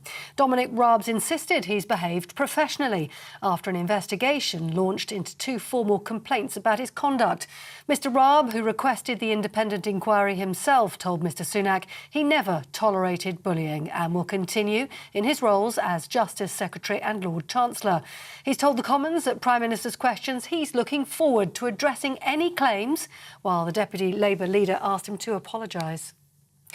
The Foreign Minister says the UK will not rush to judgment about a missile which exploded in Poland until it has the full details. James cleverly wants to wait for Poland to establish what happened first, saying the UK's response will always be led by the facts. It comes as 2 people were killed after a missile landed in eastern Poland near the Ukraine border last night. The rate of consumer prices index inflation rose to 11.1% last month, the ONS saying that's up from 10.1% in September. It said rising gas and electricity prices, as well as increasing food prices, has driven inflation to its highest level for 40 years. And Royal Naval shipbuilding is returning to Belfast, with a new site pledging to create 2,000 new UK jobs. The MOD's commissioned the building of 3 support ships in a contract worth £1.6 billion. Each vessel will measure the length of 2 Premier League football pitches, and their final assembly will take place at a shipyard in Belfast. You're up to date on TV, online and DAB+ radio. You're with GB News. Patrick's back in just a moment.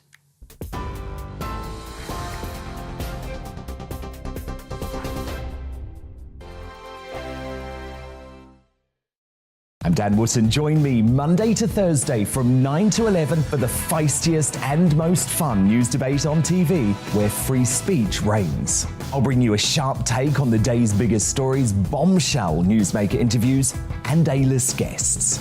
And I guarantee you, no spin, no bias, no censorship, and no reason to go to bed. That's Dan Wootton Tonight, Monday to Thursdays from 9 on GB News. Hello, I'm Esther McVeigh. And I'm Philip Davis. Whether you're watching or listening on TV, online or on radio, we handpick the latest stories, debates and expert opinions for your weekend. So whether that's politics, news or showbiz, we've got it covered. Join us every Saturday morning at 10 o'clock on GB News. We are GB News. And we'd like to say thank you to each and every one of you for helping our great nation find its voice. We're absolutely everywhere. Across England, Scotland, Wales and Northern Ireland. On TV, on radio and online. We're proud to be the People's Channel, Britain's news channel. On the Mark Steyn Show, we cover the stories a lot of people are scared even to mention. The stuff that really matters with some of the world's biggest thinkers. Now is his opportunity to kind of take the steering wheel of history. Break away from the flop at 8 o'clock on GB News with the Mark Steyn Show. Every Friday and Sunday night from 9, it's Mark Dolan Tonight. We're on the same page again. There's something weird happening. Let Ian finish. Don't be such a cranky. That mini budget was the tip of the iceberg. And on Saturday, my show just got bigger. From 8, it's Mark Dolan's Saturday Night In. You can't govern a country if you can't speak. Stop talking. My God, we reached the end. I've never been early in my life. Only on GB News, the People's Channel.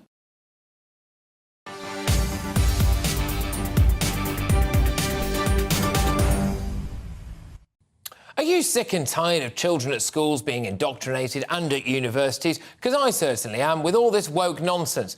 But here's another story which is based around woke nonsense. It's all to do with putting political correctness at the heart of how universities teach their courses, instead of, oh, I don't know, taking students' money and spending it well on things like actually teaching them their courses. The body, which checks on course standards, wants a wide range of subjects to teach about colonialism, including white supremacy. It's reported that the Quality Assurance Agency thinks courses from computing to geography, I can kind of understand geography, but computing should acknowledge racism, classism, ableism, homophobia and the patriarchy. Joining me to discuss this now is the chairman of the Campaign for Real Education, Chris McGovern. Chris, I've started watching various different things. You know, I normally fall asleep to a podcast or something like that, and I've noticed increasingly in America, they go, just before I start this podcast, I've got to acknowledge that I am standing on the land that was once promised to the native Inuit tribe or whatever. You think, no one cares. When kids go to university, young adults go to university, and they saddle themselves with a lifetime full of debt, they want to be taught about the course, not about this woke tosh. You're absolutely right. I mean, look, we've got a problem with the curriculum, it appears. We need to decolonise it. And in that sense, these experts are right. But the empire we need to decolonise is the empire of wokeism. It's an imperialistic empire. It's taking over the world, or large parts of it. So here we have, you know, these people who are advising universities. They say advising, but they will enforce it as best practice. That they've got to decolonise the curriculum, talk about white privilege, show how bad, in fact, white people are. When of course, it's nonsense. And the truth is, what we should be teaching young people is that white people and people of colour are no different. We're all the same. We do good things and we do bad things. Because you're white and a Westerner doesn't mean you're any different than if you're black and African. It makes no difference whatsoever. Just explain to me if you can, Chris. Sorry to cut across you, but just explain to me if you can why we need to decolonise computing. Well, we don't need to decolonise it, but what these so-called has it been colonised? Was computing ever colonised? Well, the thing is, they will say certain white people actually invented computing. You go back over history, yeah, white people are perhaps more involved in the development of computing, perhaps than people of colour. And that's a problem. Nonsense to say, therefore, we've got to stop teaching about computing because white people are involved in it. You know, it's going to be really divisive. It's going to divide people, and people who are white Westerners are going to feel, you know, that they've got a guilt complex, and people who are black in the West, plenty of those, they're maybe going to feel like victims. I mean, it's really quite iniquitous, this. It's quite evil what's going on, because they're dividing us. They're dividing a society. Britain's a great society. The West's a great civilization. On the whole, in Britain, we're knitted together. We don't want these university experts telling us that actually we've got to pay for the sins of the past. No, it's the sins of the present we've got to pay for, and it's wokeism which is the problem. You know, I saw a clip that was on Twitter yesterday. I saw it, and it was sickening. And it was this girl who's mixed race. She was at her own father's funeral, and she was giving what was supposed to be a eulogy. And instead of just doing what you would normally do at a funeral for your father, she was berating him for essentially being white and having conservative views and not getting on board with her liberal values. And I thought, this is indoctrination. And I am convinced that now we live in... Britain has never been more multicultural. And if you just throw a load of kids together at nursery school age, primary school age, I'm convinced they don't grow up racist or even, I would argue, really noticing racial differences. I can't help but feel like we're having, quotes-unquote, racial differences pointed out to kids by teachers, and then it becomes a massive issue. I'm afraid you're right, yeah. I mean, and often the real danger is that these teachers are well-intentioned. They think they're doing a good job. They've been brainwashed. You talked about the girl who's denouncing her parent. Well, that's what was going on in Nazi Germany. It happened in Mao's China. And we've really got to try and get the message across to government that they need to take action. This is really undermining our society. And the curriculum in schools and in universities at the moment is woke, and it's going to become further woke. 3-year-olds, most notably in Wales recently, it's been in the news, they're getting this woke agenda.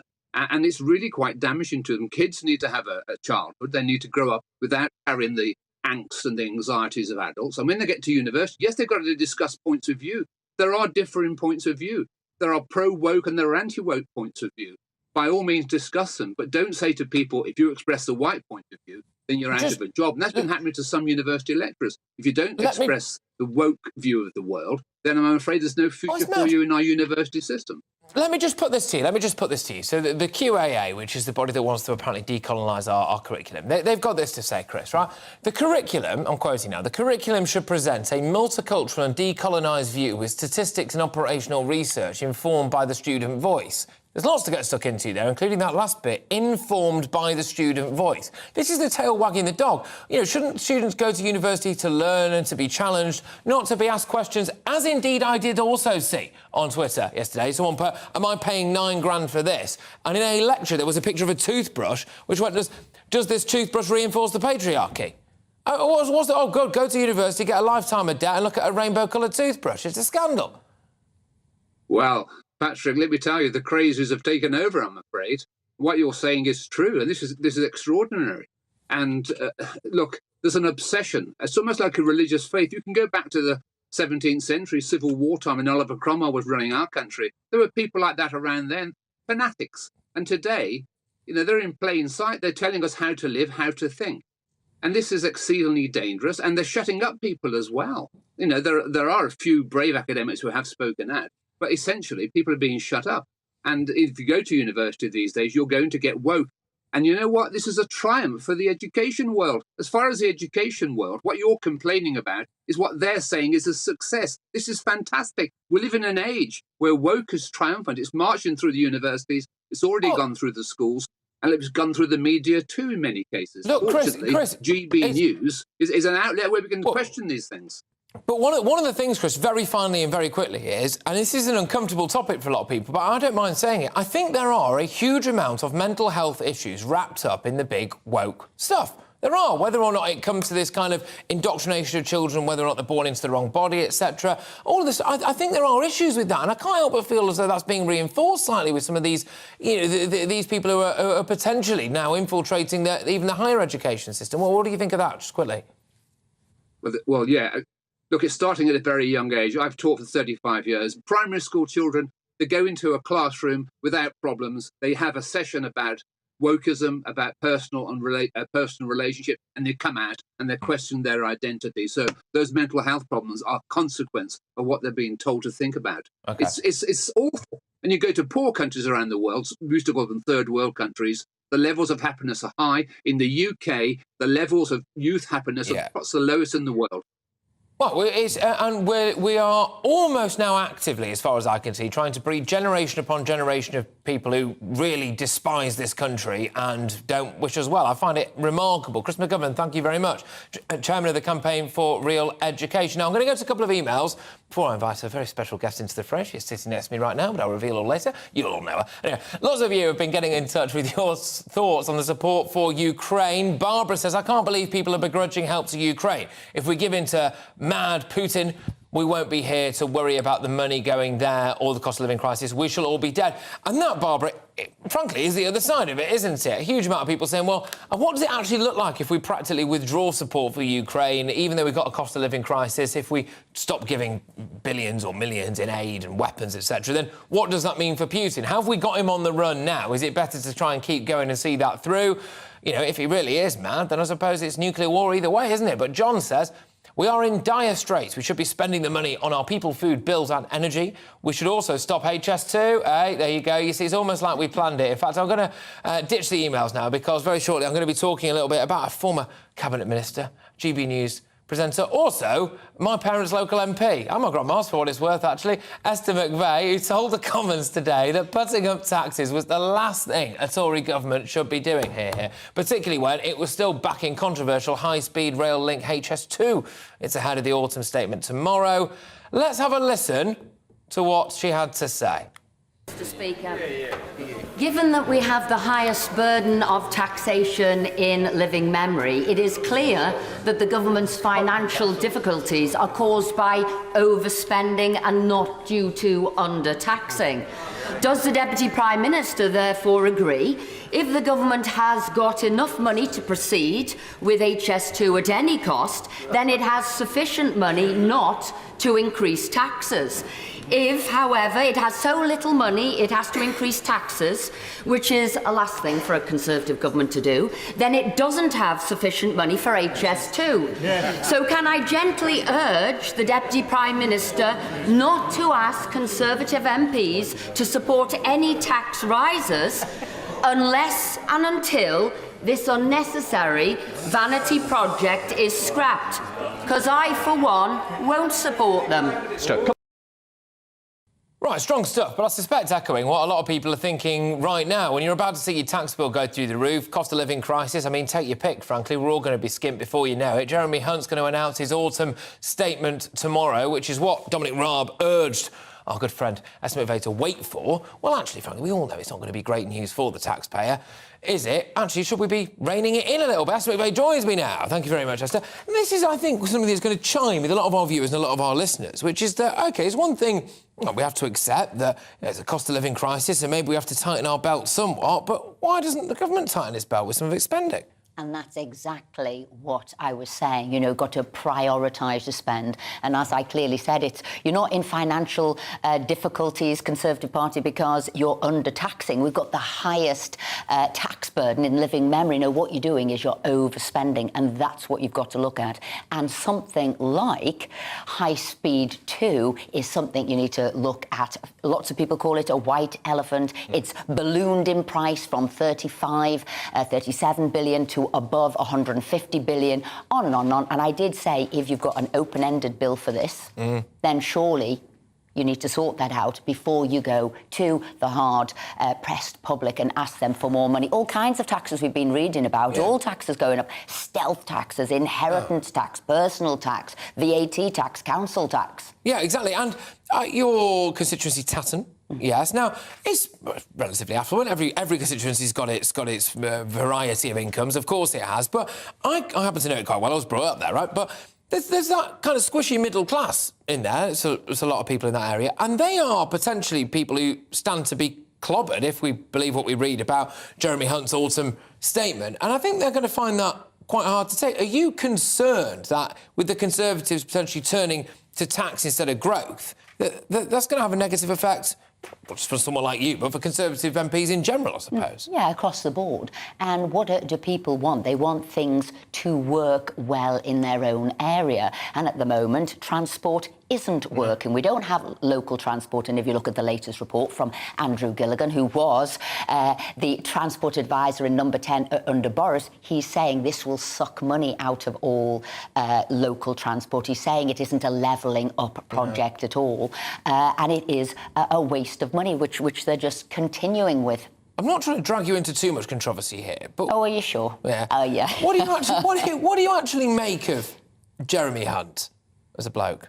Now, I've got a lot of time for Jeremy Hunt. I mean, you might recall when he was standing as leader, I said I would support him, and I'll tell you for why, and this is the key bit. I said we have to prove as a government that we've got all our ministers working together, and the important thing is that you're delivering for the country. It's not about you, it's delivering. So if right and left of the party, Brexit, Remain, lockdown, anti-lockdown, so if we could come together, and me and Jeremy are the opposite ends of the party, that would be delivering for the country. We'd be uniting the party, and you haven't got that at the moment. You've got all factions. So do I like him? Is he good? He's always been somebody who's been able to deliver. So you've just got to focus on where we're going, and that prioritisation of spend and value for money is what you should be looking at. It's fascinating, actually. You reminded me of that. I mean, it feels like so much has happened. I know, so much has happened between... I felt a bit thick then for a second. I can't believe I forgot that you, of course... But we're about prioritising things. What do you need? What don't you need? The intercity travel commuter has changed now. People want reliable, high-speed broadband. They're not travelling as they were between cities. They want local city, but they're not looking at that. So if you look even at passenger numbers, if you look at that it's old technology, and we need reliable broadband, not a one line in one direction. London... No, well, exactly. London upwards, we don't need. No, this is the thing. I think we need you closest to the heart of government, knock a few heads together. So thank you very, very much. Estimate made that. Our very own, we're pleased to say, and of course, a Conservative MP. What do you make of that? I mean, I did HS2 a couple of days ago, and it kicked off in the inbox. A lot of you saying, frankly, exactly what Esther just said there, which is, if we are tightening our belt, is that not one area that we could do a little bit better with? But this morning, get this, NASA launched the most powerful rocket ever built. A shift in tone, people. The Artemis rocket blasted off to hurl a spacecraft known as Orion at the moon. I like the way they say at the moon, not towards the moon. It sounds like a threat, doesn't it? But anyway, the astronaut capsule is unscrewed, but if successful, people will be able to travel in the capsule in future. I would like to volunteer for that, and I'm sure there's no shortage of people who would like to send me to space. But there we go. Let's have a look at the moment we had liftoff in Florida. 7, 6, 5, 4-stage engine start. 3, 2, 1. Boosters in ignition. And liftoff of Artemis 1. We rise together back to the moon and beyond. Yes, OK, so history could be made right here, actually, in the UK, because we are potentially about to have our first space launch. It's planned for just a few weeks' time, and it's in Newquay, following spaceport Cornwall being awarded an operating licence. So this would assert Britain's position as a leading space nation.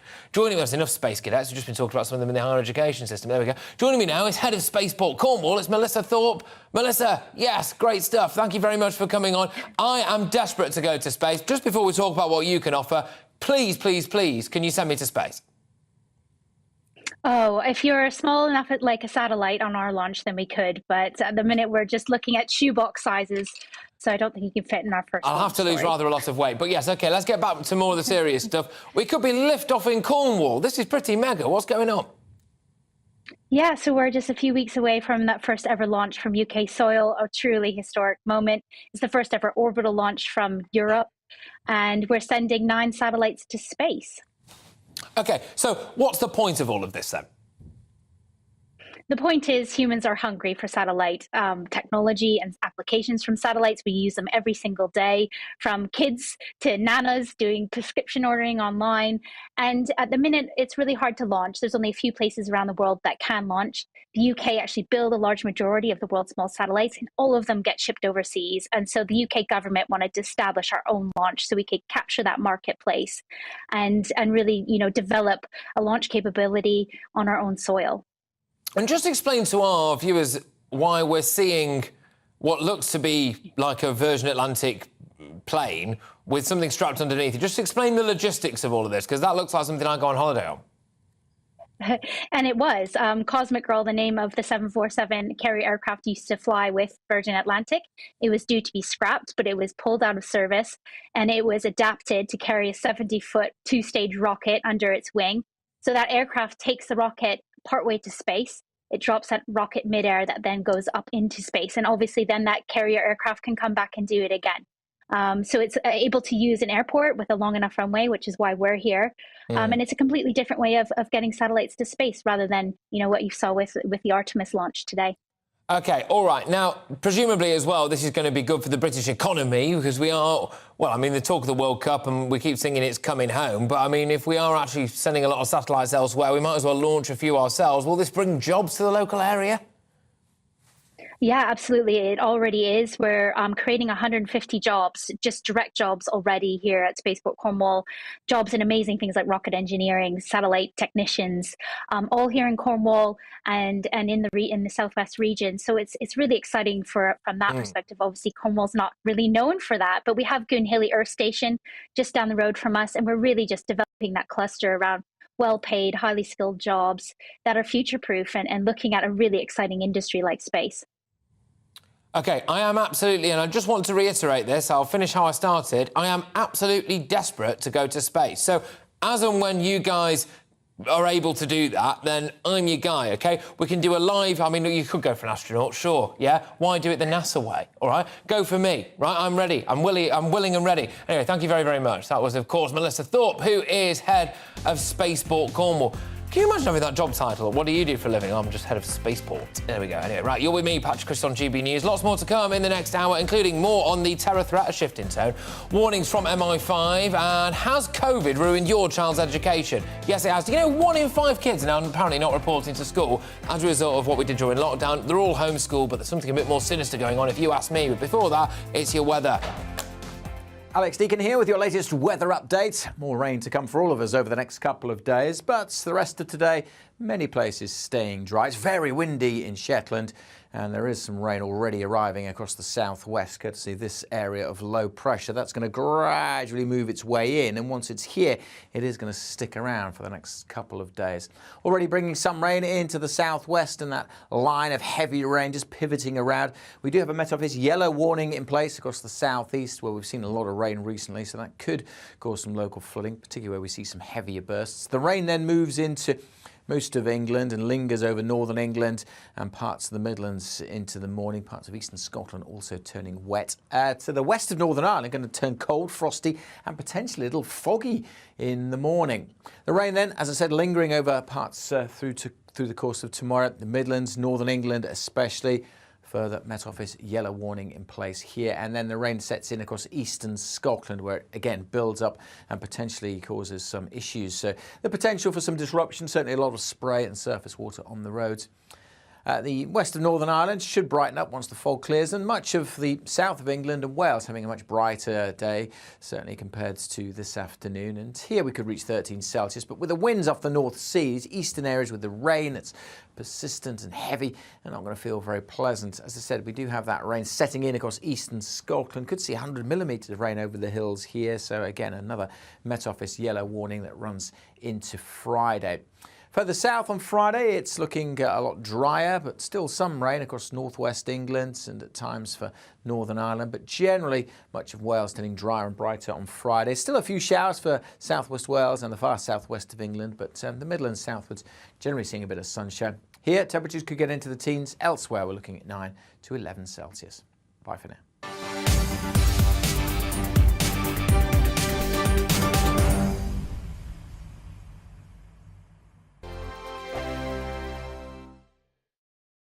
Hello there, it's Eamon Holmes here from Breakfast on GB News. We're not just on your television and your screens, you know. We're on DAB plus digital radio, so you can listen to your favourite shows on the move. If you've not yet listened to GB News Radio, it's very simple. We're on your radio player and TuneIn apps, on your smart speaker, phone or tablet, or online at gbnews.uk. Take us with you wherever you go. GB News Radio. You never have to miss a moment of the People's Channel.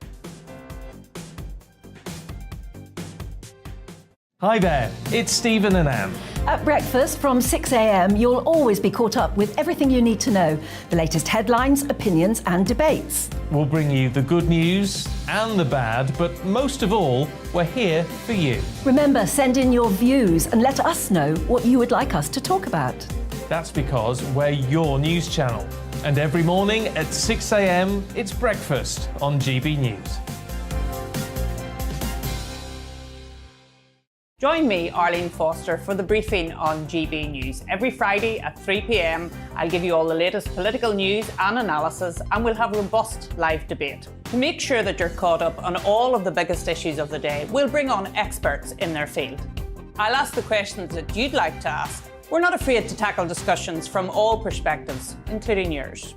Don't forget, the briefing with me, Arlene Foster, every Friday at 3 p.m. on GB News. Hello, I'm Alastair Stewart, and I'd invite you to join me at noon on Saturdays and Sundays for Alastair Stewart and Friends. I've been in this business for over 40 years. Now, here at GB News, I've never been happier. I get to choose the big stories that really interest me. We hear what you have to say, and you hear what I have to say. I really hope you can join me, noon on Saturdays and Sundays.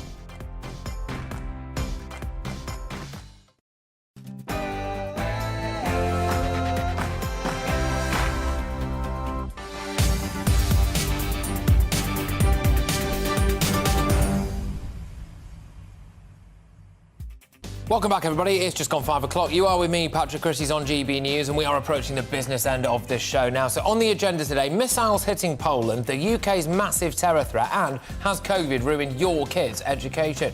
Last night, the world was gripped by fears of Russia starting World War III after a missile hit a Polish border village, sadly killing 2 people. But shock horror, is now believed to have been an accident by Ukrainian forces after they sustained a day of bombardment from Russian missiles in the country. We're going to be bringing you the latest on that. I'm also going to be asking as well whether or not, given the cost of living crisis and the massive tax hikes that we're going to be seeing tomorrow, you think it's time to stop sending money to Ukraine. Closer to home, though, MI5 has warned the UK is in a contest with adversaries on a massive scale. There's a trifecta of doom lurking, and that is Russia, China and Iran, apparently infiltrating our society, not wishing us well, planting spies here and potentially killing people. That's right, yes. And as well, there's the rise of the far right. They are looking to arm themselves, and indeed, as well, the rise of radical Islamism. So, are we sitting on a powder keg, people? Also this hour, has COVID ruined our children's education? A new report suggests that a fifth of kids aren't in the classroom since the pandemic, as the UK sees what the Centre for Social Justice is calling a dramatic increase in the number of youngsters being homeschooled. A few bits and bobs on this.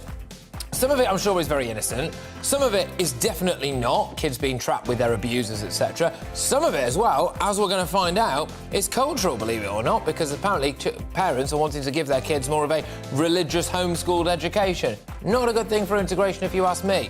And England's football team's Qatar hotel has been swamped by fans who definitely 100% were not paid by Qatar to be there. They even managed to get the tune of 3 Lions absolutely spot on. Listen to this. It's coming home. It's coming home.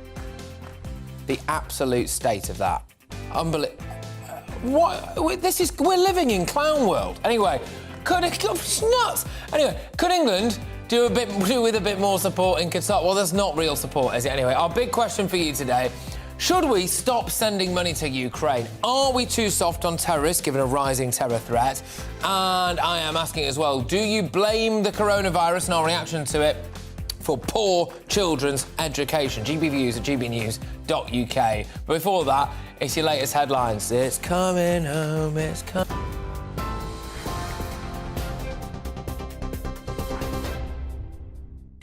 Patrick, thank you. Good afternoon to you. The top stories on GB News today. Downing Street says the Prime Minister still has full confidence in his deputy, despite complaints made against him.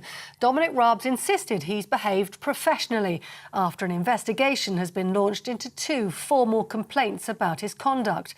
Mr Raab, who requested the independent inquiry himself, told Mr Sunak he'd never tolerated bullying and will continue in his roles as Justice Secretary and Lord Chancellor. Standing in for Mr Sunak at Prime Minister's questions today, he told the Commons he's looking forward to transparently addressing any claims that have been made. We take it as an article of personal faith that we behave with absolute integrity and accountability. I am confident that I have behaved professionally throughout, but immediately I heard that 2 complaints had been made. I believe they were made yesterday. I was notified this morning. I immediately asked the Prime Minister to set up an independent investigation, and of course I will comply with it fully. Well, the Deputy Labour leader Angela Rayner asked Mr Raab to apologise for his behaviour.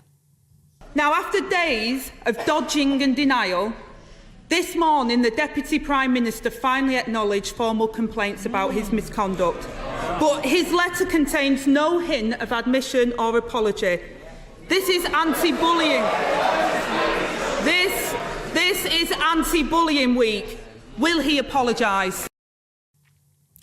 Now, the Foreign Minister says the UK will not rush to judgment about a missile which exploded in Poland last night until it has the full details. James Cleverly wants to wait for Poland to establish exactly what happened first, saying the UK's response will always be led by the facts. It comes as 2 people were killed when a missile landed in eastern Poland near the Ukraine border. But Mr Cleverly added the incident was the result of Russia's aggression towards Ukraine.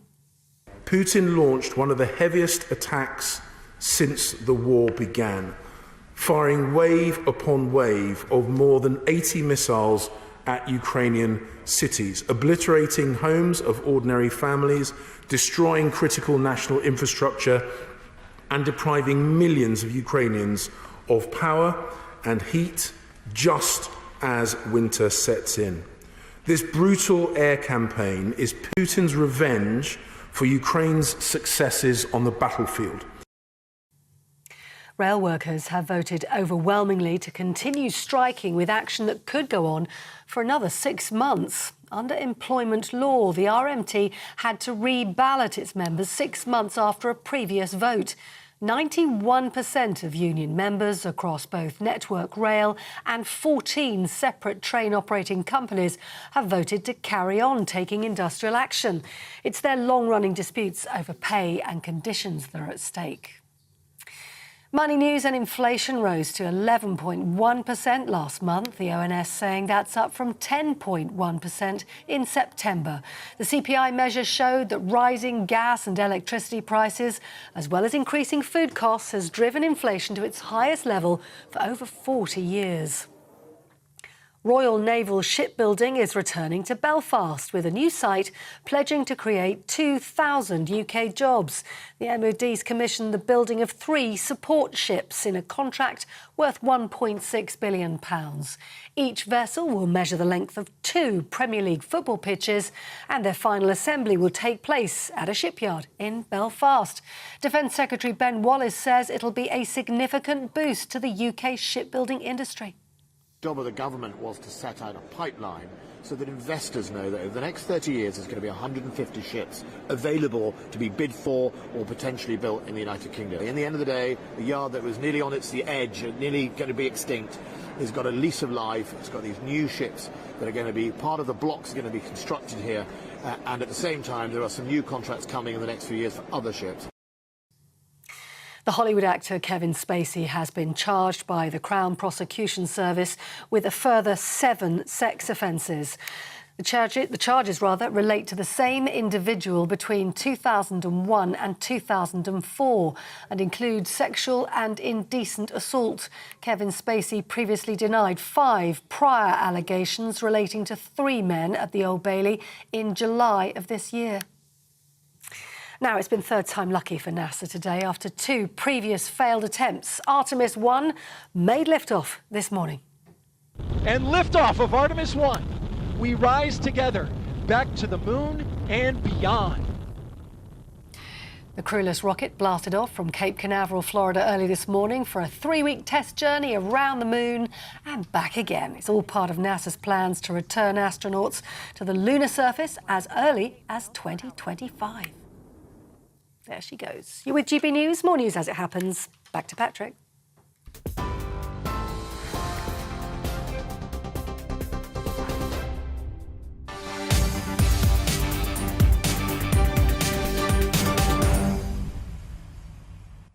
Welcome back, ladies and gentlemen. Let's rattle through the final hour of this show. There is loads to get stuck into. This time yesterday, we thought we were on the brink of World War III, but no, apparently that's not the case, because it looks as though that missile that landed in Poland was not, in fact, Russian. It might have actually been Ukrainian. Foreign Secretary James Cleverly spoke in the House of Commons saying the UK is not going to rush to judgment. Poland pretty much has, and said that it's highly probable that the missile strike was from an accident from Ukrainian forces. They've said there's no sign of an intentional attack. Ukraine, however, is adamant that the whole thing was Russian. So there we go. NATO Secretary Jens Stoltenberg said that this morning there was no evidence to suggest that Russia was preparing an act of violence. There we go. But we have no indication that this was the result of a deliberate attack.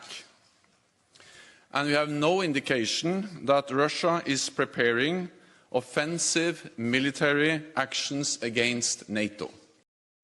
OK, but I wanted to try to localise this a little bit, and we've got Mark White, our Home and Security Editor, joining us now. I have been asking you at home whether or not we should stop funding the Ukrainian war, helping to fund it, whether or not we should be bringing some of that money back to Blighty, given that we're all going to be taxed to a word I can't say and back tomorrow morning. But, Mark, there is something coming out of MI5 now which appears to indicate that the threat is actually happening right here in this country. It's not simply a case of sending money to Ukraine, is it? Yeah, well, I mean, it's all linked in a way to Russian aggression, and they say, you know, the the horrors that are being inflicted on the Ukrainian people are, to a lesser extent, being reaped upon other nations around the world with what are effectively bad actors. And the Director General of MI5, Ken McCallum, singled out Russia, China, Iran as three particular examples, worst cases, if you like, in terms of those countries that are bad state actors. In terms of Russia, he says that the UK should be prepared for Russian aggression for many years to come. And of course, we faced that aggression. We've seen not just cyber attacks here on the UK, on our infrastructure as well. We've seen spies in the UK. We've seen assassination attempts, such as the Skripal poisoning in Salisbury. We've seen successful assassination of the likes of Alexander Litvinenko. So this type of activity, according to MI5, it's there, it's prolific, and it's going to be here for a while. Not just, as I say, Russia, but China and Iran. And Ken McCallum used this analogy, this sporting analogy, I guess because we're heading towards the World Cup, he wanted to make it football-related. Do you think it was just to soften the blow? I mean, it's like, look, basically what he said is, OK, guys, so China, Russia and Iran, they want to ruin our lives. But, you know, it's a game of two halves. I mean, it's trying to soften the blow. I think he thought it was a little bit of a wheeze. As he was writing his speech, no doubt he thought this would be, you know, a good and engaging way to get the point across. But it's still sobering as well and worth listening to what he says about those three particular countries. Russia thinks nothing of throwing an elbow in the face and routinely cheats to get its way. We've had success in getting some of their players sent off. And for now, they are a bit distracted by the blame game in their own dressing room. But they will keep attacking us. The Chinese authorities present a different order of challenge. They are trying to rewrite the rule book, to buy the league, to recruit our coaching staff to work for them. And Iran will only let people support one team and is prepared to use violence against those who don't toe the line.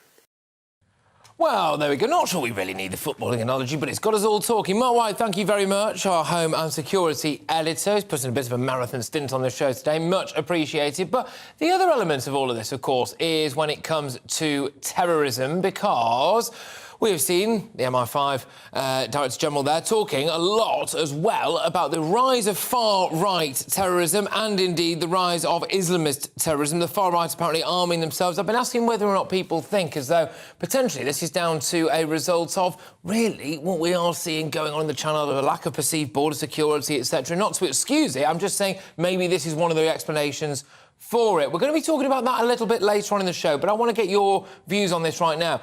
Do you feel, GBviews at gbnews.uk, whether or not we are sitting on a powder keg? We've got a rise of the far right. They are looking to weaponise themselves. That's now irrefutable. We are also seeing the fact that MI5 are dealing with three-quarters of what they're dealing with is the radical Islamist threat. I don't see this situation getting better anytime soon. GBviews at gbnews.uk. But let's talk now to Con Coughlin, who's the defence editor and chief foreign affairs columnist at The Telegraph. This is going to be in relation to what we're seeing in terms of with Russia and with Ukraine, etc. Con, I get emails every single day now saying enough is enough when it comes to funding the Ukraine war. Why do we, when we're staring down the barrel of massive tax rises, a cost of living crisis, nurses want all the money that we've got, for example, why are we still lobbing a load of money to Kiev? Well, frankly, it's not a lot of money compared with the money we spend on the NHS and all the other social benefits we have in this country. I think the last time I looked, we sent about 1.4 billion on aid, military aid to Ukraine. And there's a bigger issue here. It's all to do with our personal freedom. If we allow a dictator or an autocrat like Vladimir Putin to run around Europe occupying countries and terrorizing people, then eventually our own freedoms come under fire. And I think, you know, it might cost some money, but, you know, it's coming out the defence budget. It'll actually help to improve the readiness of our armed forces to have them providing arms and making sure we've got the best equipment to send to Ukraine. So I personally think there are a lot of benefits for the United Kingdom to maintain its support for the Ukrainian armed forces. Another thing that I know a lot of our viewers and our listeners will want answered is, can we be absolutely certain that all of this money or all of this funding is going to the areas that we want it to go to, i.e. Ukrainian defence?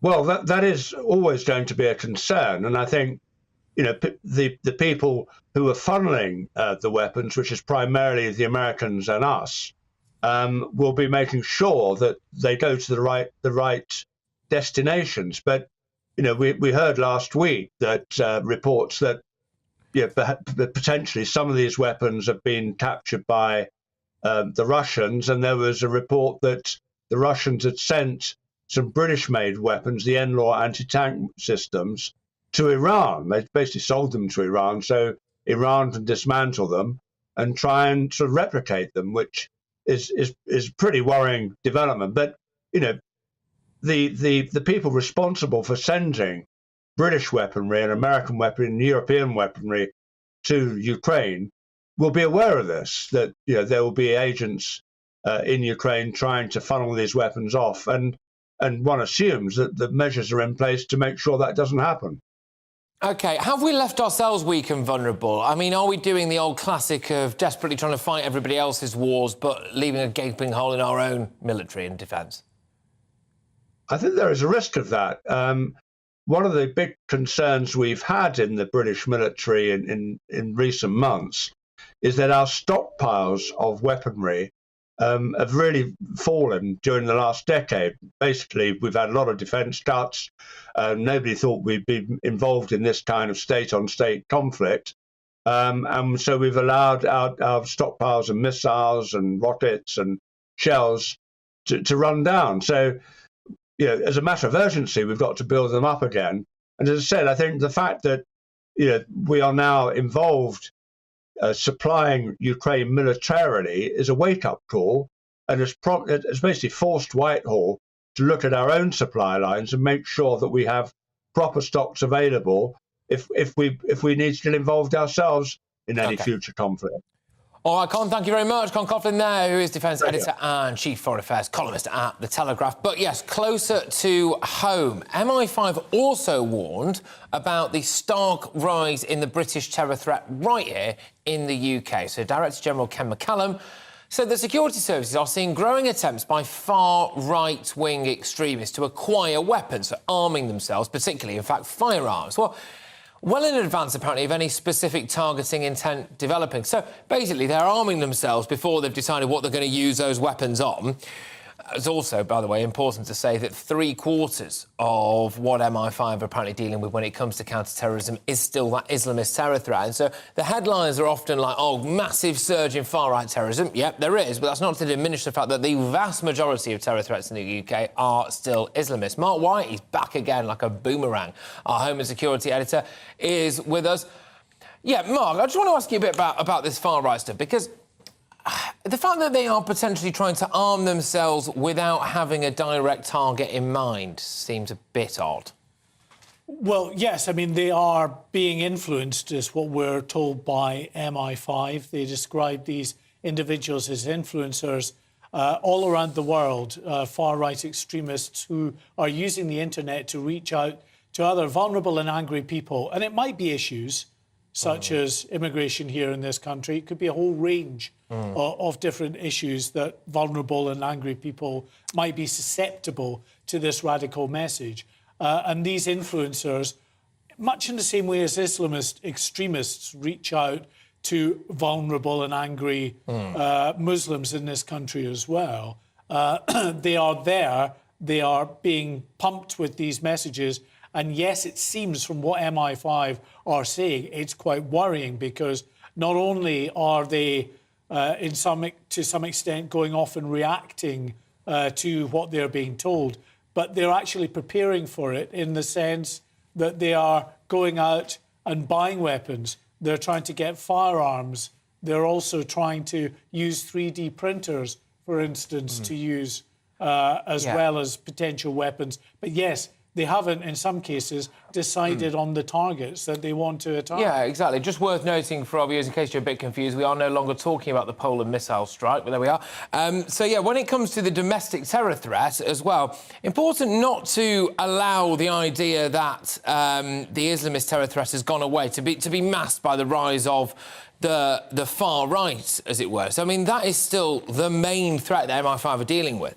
Yeah, I mean, it dwarfs, or I should say, far-right extremism is dwarfed by the threat from Islamist extremism. 3/4 of the casework that MI5 is involved in is related to Islamist extremism. And even though we've had these coalition efforts in the likes of Afghanistan, in the likes of Syria, to try to dismantle Al-Qaeda, first of all, and then, of course, ISIS in Syria and Iraq, and they have largely been successful to an extent in doing that, the threat's never gone away. And the influencers that I was talking about with regard to right-wing extremism, these Islamist influencers are still there, hiding in their little dens, sending out their radical messages and their videos of beheadings and other atrocities that are riling up their particular base. They're still there. And worryingly, MI5 say they're seeing evidence of these groups coalescing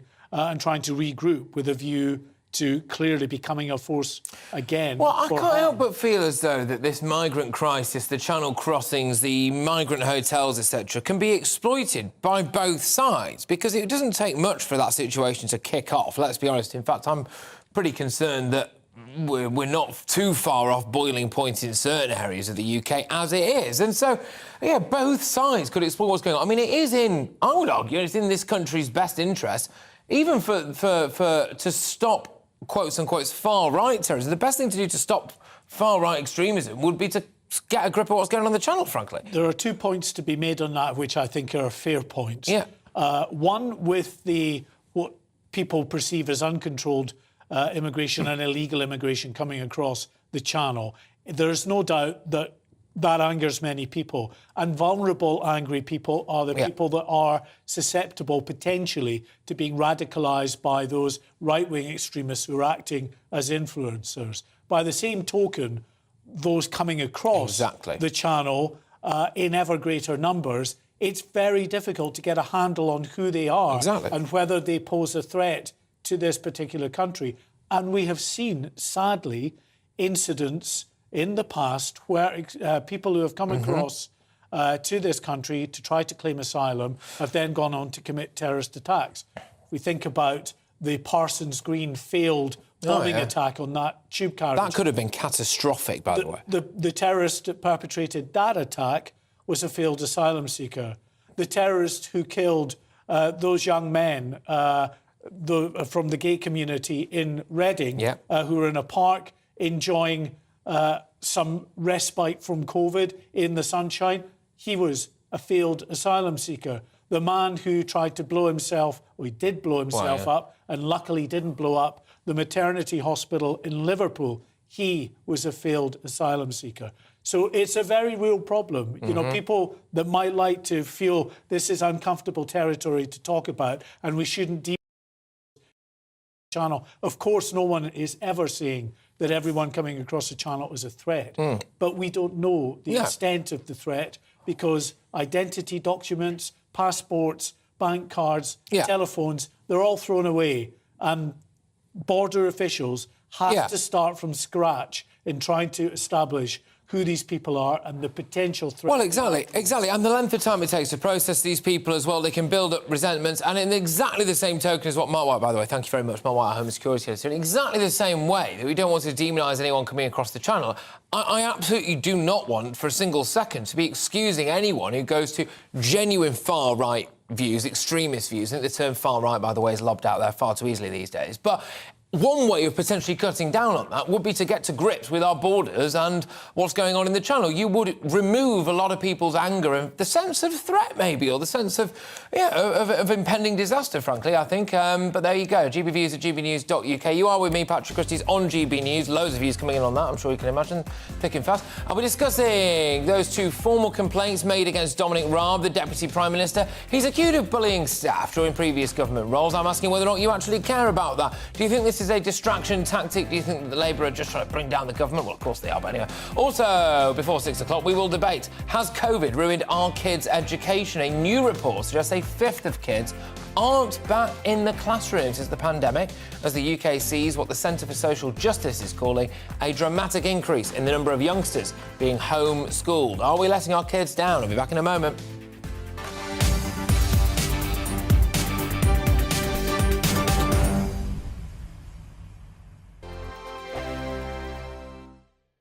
Every morning from 6 o'clock, we'll wake you up with GB News Breakfast with all the stories you didn't know from the night before. So whether it's serious news, entertainment, or your own views from all over our great nation, we're here to kick off your day with a smile. The national media should be reflecting and reporting what's happening here. You will notice the northwestern accents. Whether you're with us on TV, radio, or online, every morning, it's breakfast from 6 a.m. Hope you can join us. I'm Dan Wootton. Join me Monday to Thursday from 9 to 11 for the feistiest and most fun news debate on TV, where free speech reigns. I'll bring you a sharp take on the day's biggest stories, bombshell newsmaker interviews, and A-list guests. And I guarantee you, no spin, no bias, no censorship, and no reason to go to bed. That's Dan Wootton tonight, Monday to Thursdays from 9 on GB News. Hello, I'm Simon Evans. Join me on GB News for Headliners at 11 p.m, where I'll be joined by two of the country's top comedians as we take a look at tomorrow's newspapers tonight. If it's a big story, we'll be covering it, I guarantee, but we'll also have some fun along the way. That's GB News Headliners at 11 p.m. We won't put you to sleep, unlike some of the other paper review shows out there. So join us, 11 p.m, 7 nights a week. Hello there, it's Eamon Holmes here from Breakfast on GB News. We're not just on your television and your screens, you know. We're on DAB plus digital radio, so you can listen to your favourite shows on the move. If you've not yet listened to GB News Radio, it's very simple. We're on your radio player and tune-in apps, on your smart speaker, phone or tablet, or online at gbnews.uk. Take us with you wherever you go. GB News Radio. You never have to miss a moment of the People's Channel.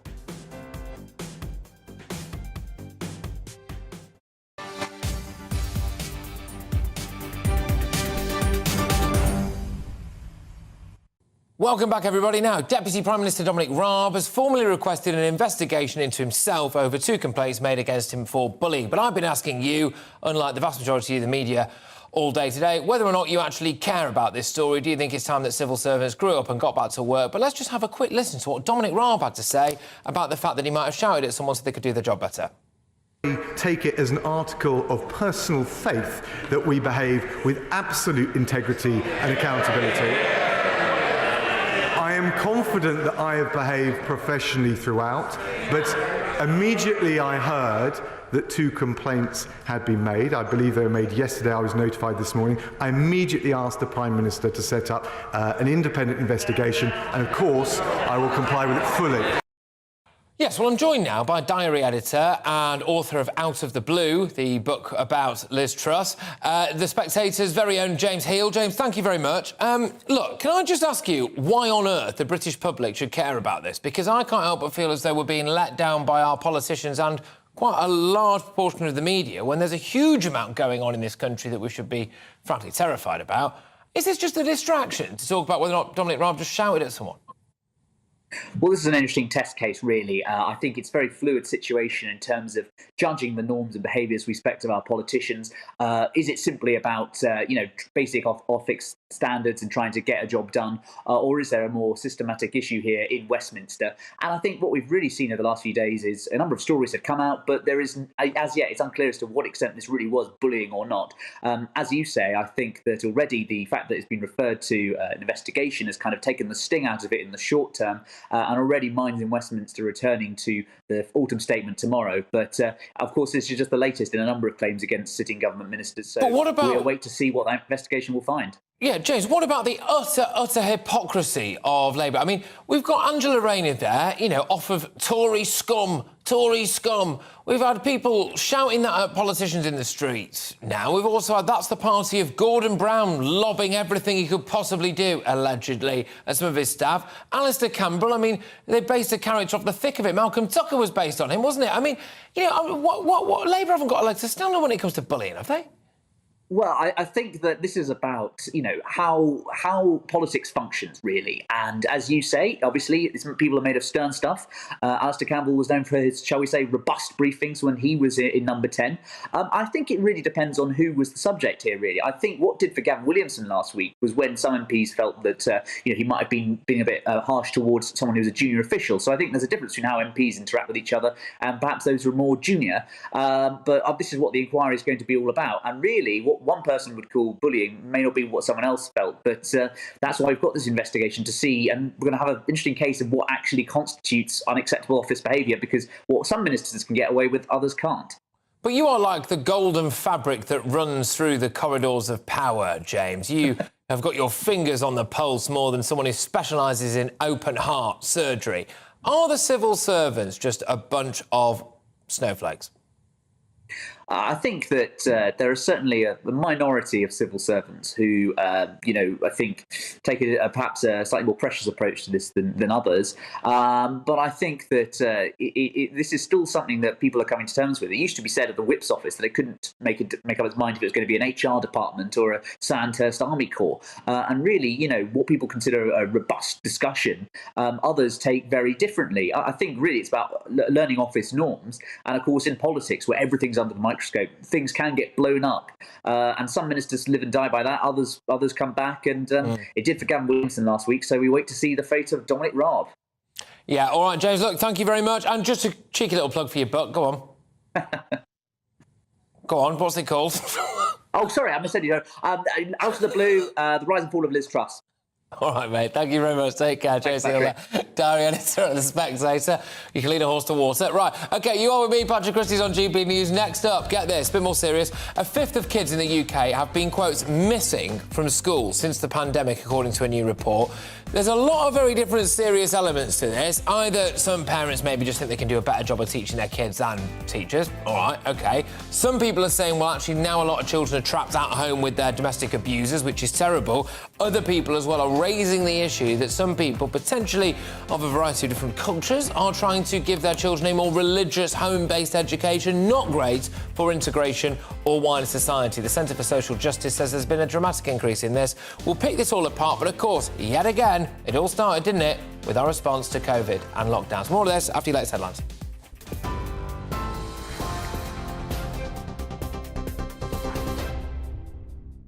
Patrick, thank you. The top story on GB News. Downing Street says the Prime Minister still has the full confidence in his deputy despite complaints made about him.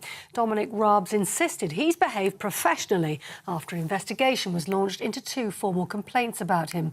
Mr Raab, who requested the independent inquiry himself, told Mr Sunak he never tolerated bullying and will continue in his roles as Justice Secretary and Lord Chancellor. He's told the Commons at PMQs he's looking forward to addressing any claims, while the Deputy Labour leader asked him to apologise.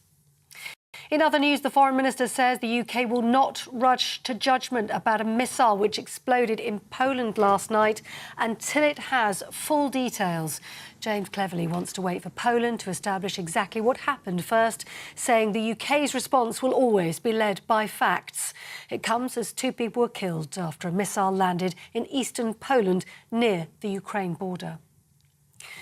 The rate of consumer prices index inflation rose to 11.1% last month. The ONS says that's up from 10.1% in September. It said rising gas and electricity prices, as well as increasing food prices, has driven inflation to its highest level for over 40 years. And Royal Naval Shipbuilding is returning to Belfast, with a new site pledging to create 2,000 new jobs. The MOD's commissioned the building of 3 support ships in a contract worth £1.6 billion. Each vessel will measure the length of 2 Premier League football pitches, and their final assembly will take place at a shipyard in Belfast. Those are the headlines. You're up to date on TV, online and DAB+ radio. Don't go anywhere. Patrick's next.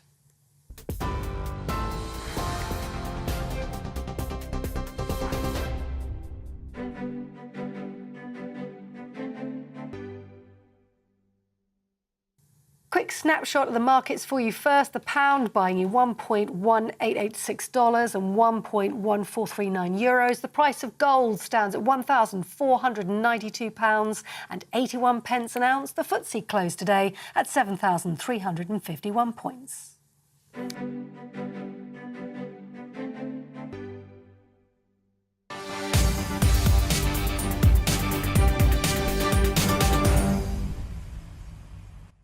Welcome back, everybody. You're watching me, Patrick Christys, right here on GB News. Now, let's get stuck into a big debate because it's emerged that 1/5 of pupils are missing from classrooms ever since the COVID-19 pandemic. A report from the Centre for Social Justice shows that almost 2 million children in England are failing to attend school regularly.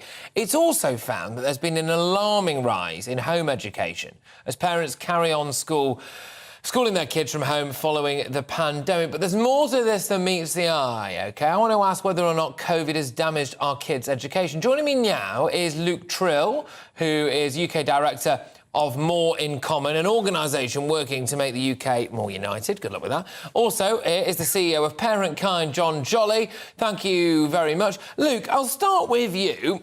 I'm concerned that some parents are using this now as a way of homeschooling their kids and essentially giving them a kind of, I don't know, maybe like a faith-based education that's not necessarily in with our values. Is that a thing? It's definitely a thing.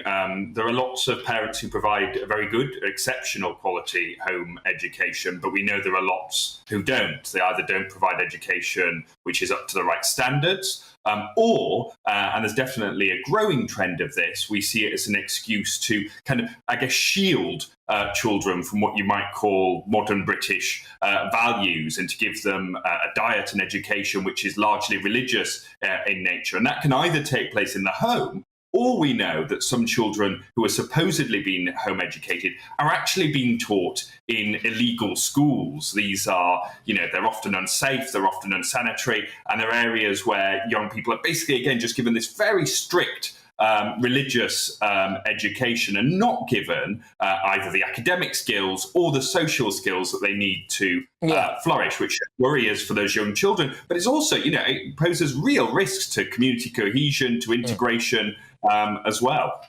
Yeah, indeed. Now, I'm going to bring in John Jolly, who is CEO of Parent Kind. And John, I actually can see several different cases for wanting to homeschool children. I do think parents are perfectly capable of doing a good job of it. And I must say, the way that I think some elements of our education system are going at the minute, I would arguably, in some cases, rather protect my fictional children from, I would call it the wokerati, personally. But how do you feel about this? Do you think parents are as good at educating their kids as teachers?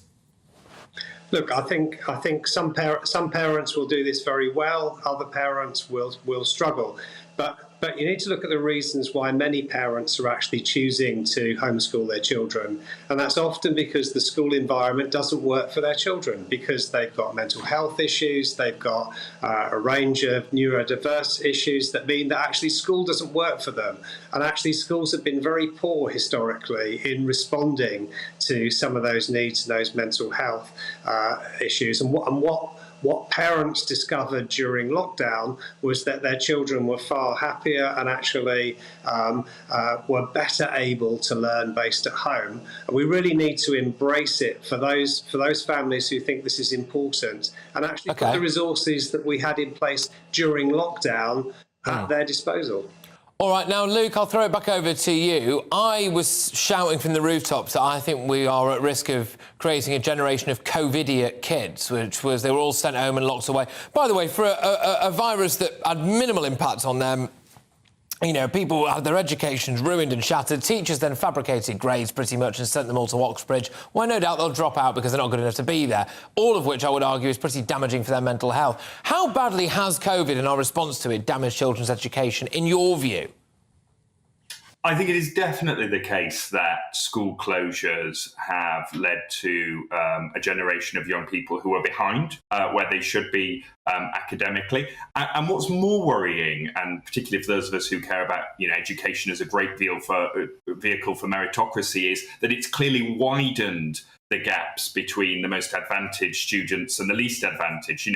We know that some parents during lockdown had lots more resources, better IT equipment, more time available to support their children. Other parents, through no fault of their own, didn't have that level of support. And unfortunately, it's those children who I think have been, let down the most by those policies. And it's not just the academic work as well. When we spoke to young people about the effects on their social life from lockdown having school closed, they told us they spent their entire day on social media, scrolling through apps rather than going out and doing stuff. Well, it's like civil servants, isn't it? Look, let's be honest with you. The work from home thing is just a massive con. CEO of Parent Kind, John Jolly, I'll give you the final word. I've got to be very quick, I'm afraid. Sorry about this. But your group is Parent Kind. I understand that. But not all parents are kind. And I've got concerns that now a lot of kids are being trapped at home with abusive parents as a result of homeschooling. Yeah, look, we just need to be aware that not all parents are in the... Yeah, there's a real cause for concern in relation to some parents, but for many parents, they're doing a great job schooling their children at home and actually have the best interests of their children at heart. Thank you very much, both of you. Great stuff, that. Luke Trill, who is UK Director of More in Common, which is working to make the UK more united. An uphill struggle, I think that might be, but there we go. And CEO of Parent Kind, John Jolly. That was a big debate as to whether or not COVID has damaged kids' education. Get a load of that, ladies and gentlemen. It turns out 20% of kids that were in school before the pandemic are now not in school. That cannot be a good thing, can it? Well done, everyone, for locking down. Yes, great. Anyway, coming up, more on that warning from MI5 that the UK is facing a very real threat from terrorism, including a rise in right-wing terrorism. And the England football team's Qatar hotel was swamped by football fans who definitely were not paid to be there to support England. They even managed to get the tune of Three Lions spot on. Just listen to this absolute disgrace.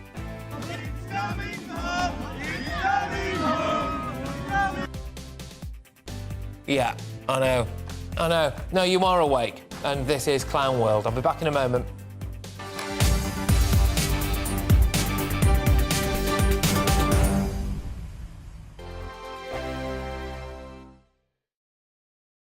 We are GB News, and we'd like to say thank you to each and every one of you for bringing us your conversations, for helping our great nation find its voice. We are here for you on radio, television and online, across England, Scotland, Wales and Northern Ireland. It's not the BBC, you actually get your facts right. We are proud to be GB News, the People's Channel, Britain's news channel.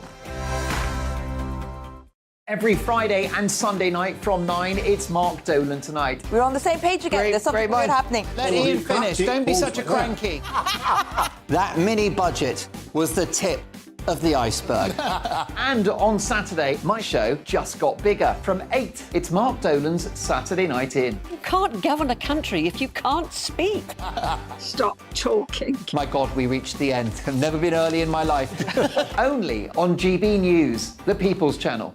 Monday to Thursday on GB News, it's Bev Turner Today from 10 a.m.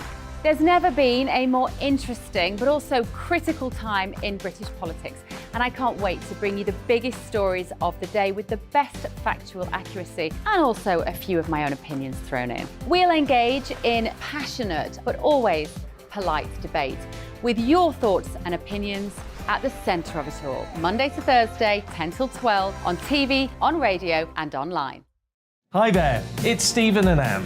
At breakfast from 6 a.m, you'll always be caught up with everything you need to know, the latest headlines, opinions and debates. We'll bring you the good news and the bad, but most of all, we're here for you. Remember, send in your views and let us know what you would like us to talk about. That's because we're your news channel. And every morning at 6 a.m, it's breakfast on GB News.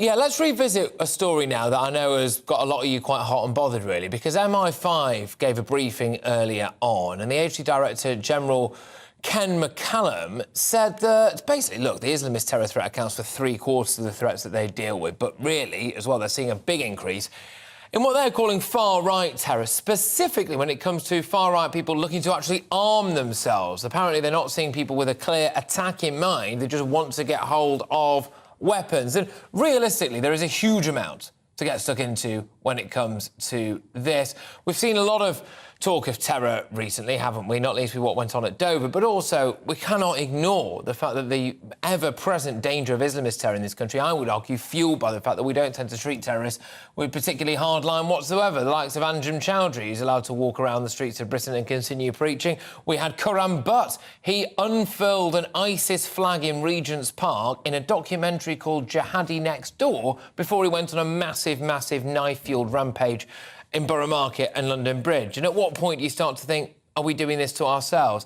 Anyway, here to discuss this, counter-extremism researcher and author Jack Buckby. Jack, thank you very much for coming on the show.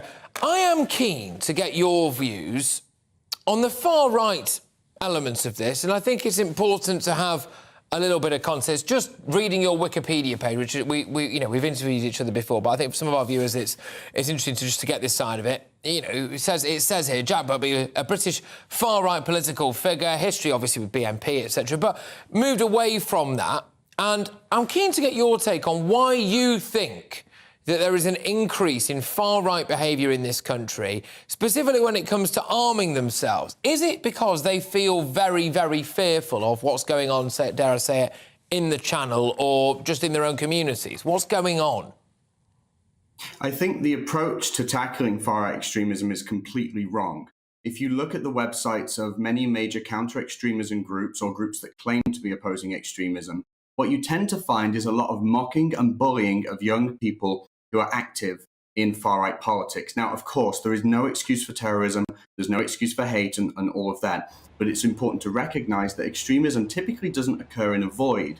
There's generally a reason why people feel compelled to talk to and engage with these groups. So when we have politicians who talk big on things like the border, and when we have woke extremists being treated as the moderates, what you find is that people who are looking for something sane, looking for someone to give them a bit of a feeling that maybe they're not crazy, maybe they are actually seeing a problem. And when it happens to be that far-right groups are the ones who are willing to say that, they're the ones they'll talk to. So I feel as though the Conservative Party in particular had a real opportunity to address this by talking tough on immigration and things like that, and they just haven't achieved it.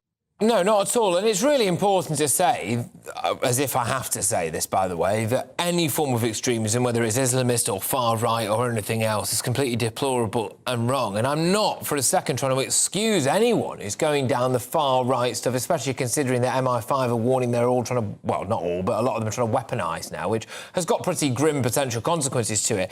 But I cannot help but feel, Jack, that if people sorted out what was going on in the Channel, if people didn't see maybe as rapid demographic change, if people maybe felt as though the government was doing a bit more to protect them, then it would nullify a lot of far-right rhetoric. Is that fair?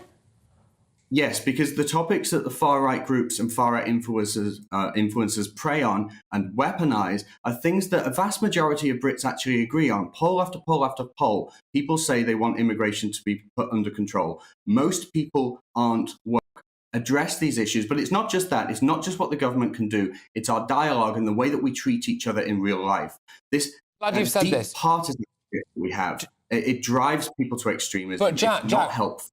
Let me just get you on that, because I think that's a really important point that you've made there, because I am sick and tired of the word far-right just being lobbed out there. Now, apparently anyone who wants to look after their own borders pretty much is a far-right extremist. Anyone who has got any views... I mean, bear in mind, some people genuinely think, oh, if you just vote Conservative in this country, then you're a member of the far-right. That diminishes from, you know, you would argue, like your proper neo-Nazi, heavy-duty far-right lot that want to arm themselves. There's a world of difference between that. Do you think that sometimes the word far-right, words far-right, right, are just used to silence people who, frankly, don't have a big liberal woke agenda. Absolutely, and that's a big part of the problem because, first of all, when you do that, you make it difficult to differentiate and to understand who is a threat and who isn't. But I think it's also worth mentioning while I'm here that the best thing that we can do for these young people who get wrapped up in this politics is not just an approach to solve these problems from the government, it's the way that we talk to each other. Just here in New York, where I live currently, the governor of New York, Kathy Hochul, throughout her campaign, repeatedly referred to her opposition as far right, and even told Republicans that they don't belong in New York. That deep partisanship is making things much, much worse. Yeah, it is. It is. Look, Jack, thank you very much. Great to chat to you. And it's Jack Buckby there, of course, who's a counter-extremism researcher and author. Now, to wrap up, something a little bit lighter, people. Qatar has denied orchestrating fake World Cup fans. Just to clarify, this is a World Cup now being played, namely because of, backhanders, in a country, in stadiums, built by slaves, some of them are now dead, where there's no women's rights or gay rights, and there's no footballing pedigree or history or calibre whatsoever. So we're already dealing with, clown world. And then on top of that, Indian experts, expats even, I should say, rock up, and apparently they are now England fans, when in reality they can't even sing our most famous song correctly. It's mad. It's mad, people. You could not make this up. Aidan McGee joins me now, our very own sports journalist and broadcaster. Aidan, just run us through what's going on, because this is just lunacy, isn't it? So they turned up last night, England that is, off their plane from Birmingham in first class, obviously. They get on their bus. There's no air conditioning, apparently. That's just an aberration, not something that's endemic of the entire layout that the FA have put out, because they've put on some very good facilities there so far. They get to the hotel and there are loads of fans. No one appears to know where they've come from. Even the FA, I don't believe, have turned up, and they're singing things like Gareth Southgate is our super coach. Our super coach, yeah. Yeah. Pickford is our super keeper. Super keeper. And Raheem Sterling is our superstar. They like the word super, don't they? Yeah, they do. I mean, I've not. And I've done my fair share of England games down the years. Not really heard that one emanating from the army up in Block Z. No. So it looks as if a renter mob has been paid. They know that the TV cameras are going to be there and see those shots. There's evidence that actual England fans have been paid off as well, including the guy who does the drumming. He hasn't yet commented on that. I don't believe. I might be wrong on that. Dutch fans have been apparently paid to comment on good. If they get free tickets and access to good accommodation if they tweet that their experience in Qatar has been good. Now, look, you might see those fans there last night. They claim to have been from Kerala, a region of India which is obsessed with the England football team and obsessed with Premier League football, more so even than cricket, and it's a cricket-mad country. And there have been other parades with other countries, Brazil and Germany, which look very, very fake as well, and also far too choreographed to be England supporters, quite frankly. They're not getting the song right. Just to add a bit of context, we have got a clip now of some of this renter mob singing. It's coming home. It's coming home. It's the wrong song. It's not football's coming home. It's coming home. It's the wrong song, isn't it? It's like at Christmas when I used to get the Shakin' Stevens "Merry Christmas, everyone" wrong, and I used to get the right words but the wrong melody. I mean, that's quite a long time ago. I admit. I mean, it's quite hard. Christmas round at the McGee house is wild. Yeah, it is. It is. I want to dress like a milk tray man like this and handing out the coffee creams. Yeah, it's particularly wild. Indeed. But is this just a sign of things to come? Because on a slightly more sinister note, we saw a member of the Danish broadcasting lot being told that they were going to the Qataris are going to smash his camera for filming in the street. Yeah, we saw that as well. So there is an underbelly as well of cynicism by the locals. But I would also say that this is what happens, Patrick, when you put a World Cup in an area that isn't used to hosting football. That portrayal of England fans last night was probably the message or the images that have been conveyed from the corporate-driven Premier League that get seen in overseas territories. That's how it is. It's all about happy, clappy fans, half-and-half scarves, expensive food, hot dog for £18 at the Emirates. Yeah. It's that kind of stuff. Yeah. So don't be surprised. That's one of the many reasons it wasn't a suitable location. You're having a World Cup in an area the size of Yorkshire. It's crazy. Well, it's nuts, isn't it? Yeah, there you go. Aidan, thank you very much. Cheers. As ever, Aidan McGee Friend of the show, friend of the show. Right, OK. She's coming home, she's coming home. It's Jubes & Co with Michelle Dewberry, who's right here in the studio. She's not going home till 7. Thank you very much. I've got a whole hour of hard graft yet to come there, Patrick. Hey, by the way, I was listening to that far-right conversation you were just having then, and I was shouting at the screen, I was nodding along, because I agree with you. Pretty much everything these days is called far-right, isn't it? When basically what they mean often is right-wing. And whoever said, by the way, that left-wing is OK, but right-wing is not. Anyway, I digress, and I forgot to tell you what's coming up on my show. So, very quickly, cost of living, inflation today. We talk about Ukraine, we talk about this, that. What about profiteering? Are corporates too greedy? That is my question. I also want to talk about Trump coming back potentially. Is that a good thing or not? And critical race theory, apparently, that now needs to even be taught on things like maths. What? I know, we've got to decolonise maths. Yeah. Those numbers have had it too good for too long, Michelle, I'm telling you. Anyway, look, Michelle, thank you very much. Michelle Dewberry with Jubes & Co. It's going to be a rip-roarer of an hour. Make sure you don't miss that. Thank you very much, everybody. I've enjoyed every single minute of the show. I'll be back again at 3 p.m. Cling on for Jubes & Co. Alex Deacon here with your latest weather update. More rain to come for all of us over the next couple of days, but the rest of today, many places staying dry. It's very windy in Shetland, and there is some rain already arriving across the southwest, courtesy of this area of low pressure. That's going to gradually move its way in, and once it's here, it is going to stick around for the next couple of days. Already bringing some rain into the